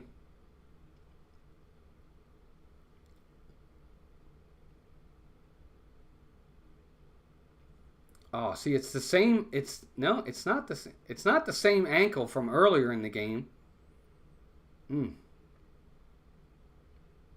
So Rutschman's got a 1-2 count on him. Here's the 1-2 pitch. He'll probably strike out. I don't think his legs are under him right now. So 2-2, ball inside, 2-2.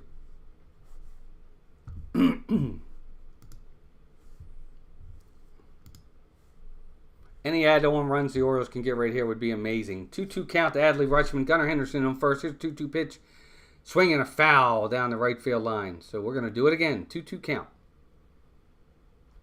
Thanks, everybody, for being here. 16 people were watching. We're down to 14 now, but good to have you all here.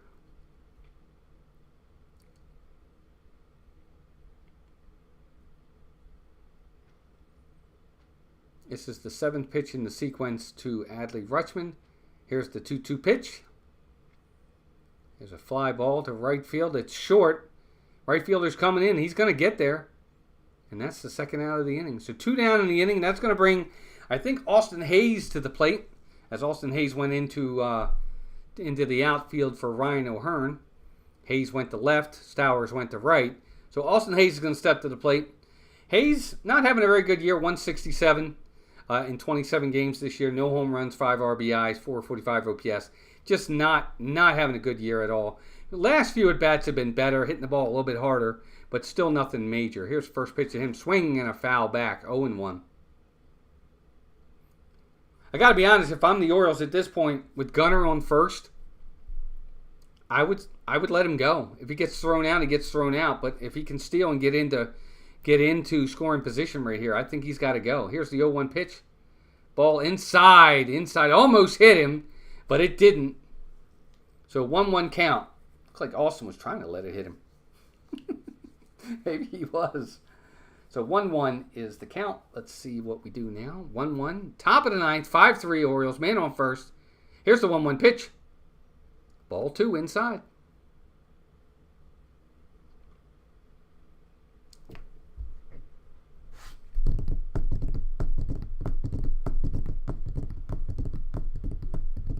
Austin Hayes is one of the only guys left in baseball that does not use gloves.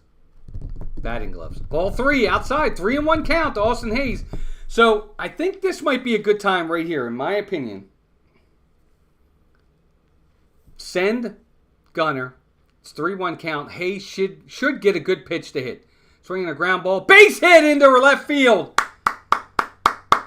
So Austin Hayes gets the base hit. First and second for the Orioles. 2 outs. And that's going to bring Ryan Mountcastle to the plate. There's a ground ball. It wasn't hit very hard, but it got through the infield. for the base hit. So now the Orioles have first and second, 2 outs. And Ryan Mountcastle's going to step to the plate.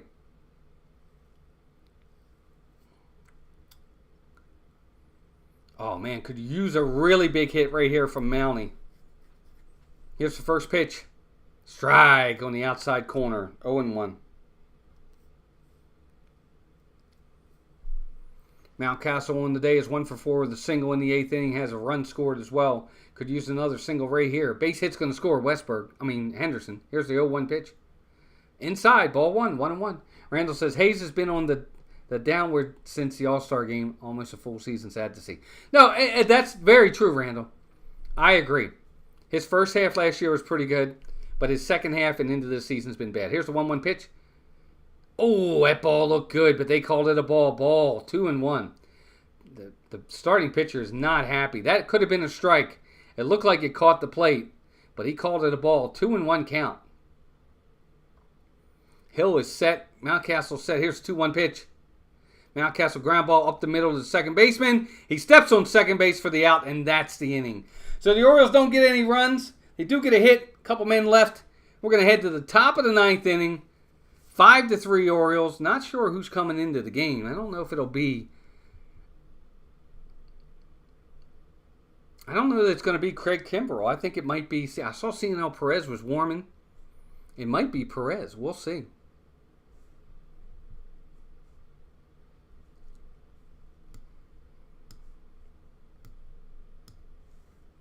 Yeah, I guess we'll see soon enough. But, yeah, Austin Hayes got a base hit there. Here's the thing. Randall, your point about Hayes is true. But look deeper in the numbers, too. Look at his last couple seasons. He's when he first came up with the Orioles, it was during a time when the Orioles were terrible. They didn't have any really good players. And Austin Hayes comes up, and at that time, he's a star among average to poor players. But once you get real stars around him, he becomes the average to poor player. It is what it is. It's like driving a brand new Honda Accord, and it's around all these all these beat up old whatever vehicles, and then all of a sudden you bring that same nice Honda Accord into a place that has all these Ferraris and Lamborghinis, and now that Honda Accord doesn't look as good as we thought it looked. I don't know. That's the only analogy I can make. I think you get what I'm getting at. Hayes was good, looked like a star compared to what we had at the time. He's a bit player. I don't think he's a starter on this team anymore. I just don't. So Cionel Perez is in the game. He's going to try to save it. He's got a 5.59 ERA on the season, 9 2/3 innings pitched, 8 strikeouts, 6 walks. They're batting .270 against him. We're really hoping he gets this first hitter so we can get this going. We don't want to let them get anybody on base here. Let's see what happens. Grant Bernstein says, thanks for the commentary in Ocean City. Billy Melton. Nice. Ocean City. I love Ocean City. Used to stay on 12th Street. On the Bayside, there's a place called Horizon East. It's right on Coastal, right there. Nice little place. Stayed there a lot when I was a kid. Love Ocean City. Not quite what it used to be, though. So here we go. Benintendi's up. Cionel Perez, first pitch. Ball outside. Ball 1.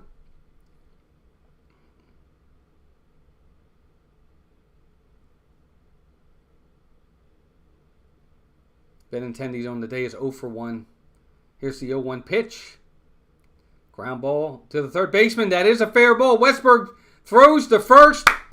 1 out. It was a check swing by Benintendi. He didn't mean to swing, but he did, and he hit it down the third base line. Luckily, Westberg was playing in. Makes a nice clean catch of it, and then throws it over to first base for the first out. So the Orioles get a quick out here in the 9th inning. 2 outs to go. Kind of got lucky there. He didn't mean to swing. It was a check swing, but he hit it fair, and now we got 1 out. That'll bring Nicky Lopez to the plate. Well, actually, it looks like they might pinch hit for him. Yeah, Danny Mendick is going to pinch hit for Nicky Lopez from the right side. 206 hitter on the season. Cionel Perez's first pitch. Ball low, ball 1. 1-0.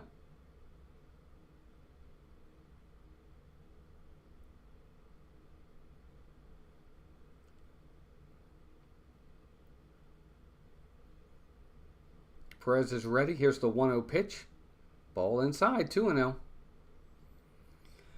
So if nothing else, the one thing that Cino Perez has to do here is you don't want the tying run to come to the plate. You got to get each hitter. So he's got one out. You cannot let Mendick reach. Here's the 2-0 pitch. Swing and a foul back, 2-1. Make him earn his way on. No walks. So 2 balls, 1 strike, 1 out. 5-3 Orioles lead. Need a big, big, big pitch right here. Here's the 2-1 pitch. Swinging a ground ball to the second baseman. Nice play by Westberg. Throw over to first in time. It was a one-hopper. He caught it on one-hopper on the grass in the outfield. But Henderson says it has such a strong arm. Throws it to first. 2 down in the inning. The Orioles are 1 out away from a big comeback win. Let's see if they can finish it up. Corey Lee is going to pinch hit for Maldonado here. Lee on the season, 279 hitter, 4 home runs. Again, if you know you want to kind of get this guy if you can, but you also want to kind of challenge him. No walks here. No walks here. Make him earn his way on. If you give up a home run, it's 5-4. You still got the lead. Here's the pitch in the dirt, ball 1. And I get it. I know that Tommy Pham is on deck and he's having a good season for them, batting like well over 300. But I still think you try to challenge the hitter here and let's see what he does. You don't have to finesse him. So 1-0 count. Here's the 1-0 pitch. Oh, curveball in there. He backdoored him. Nice pitch. 1-1.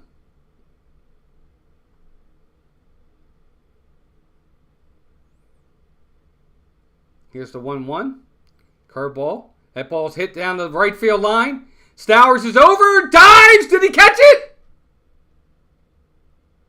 No, he did not. Stowers dove for it. Wait, are they calling that a fair ball?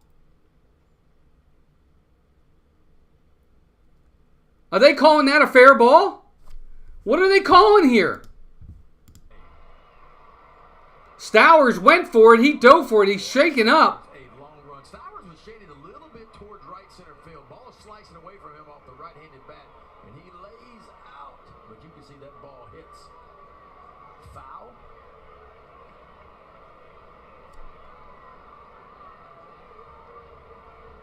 Oh.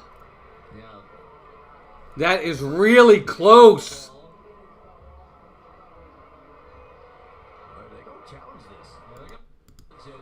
So it looks like it was called. Was it foul or not? Okay, so it was called foul. It's 2 strikes. It looks like the White Sox are going to challenge this.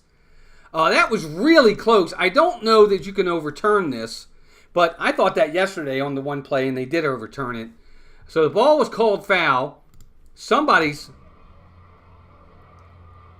Okay, so it's a foul ball. The White Sox are challenging. He was the one that had the call on the interference, on the infield fly interference call, which ended the game on Thursday night.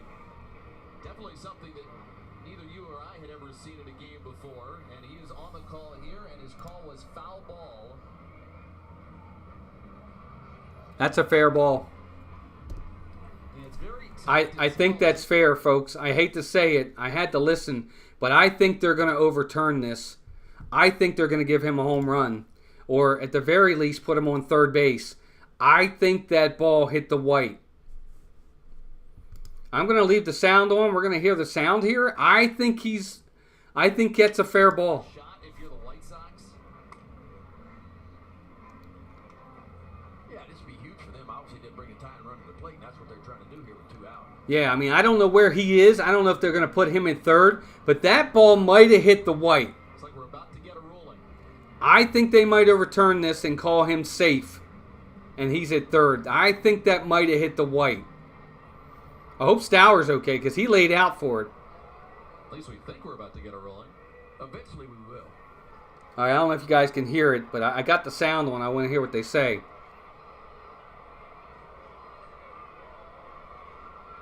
I think they're going to call him safe at third with a triple. Now, one of the things that should be noted, or being told, is that in New York they should have an all-9 view, which kind of shows you a view from above.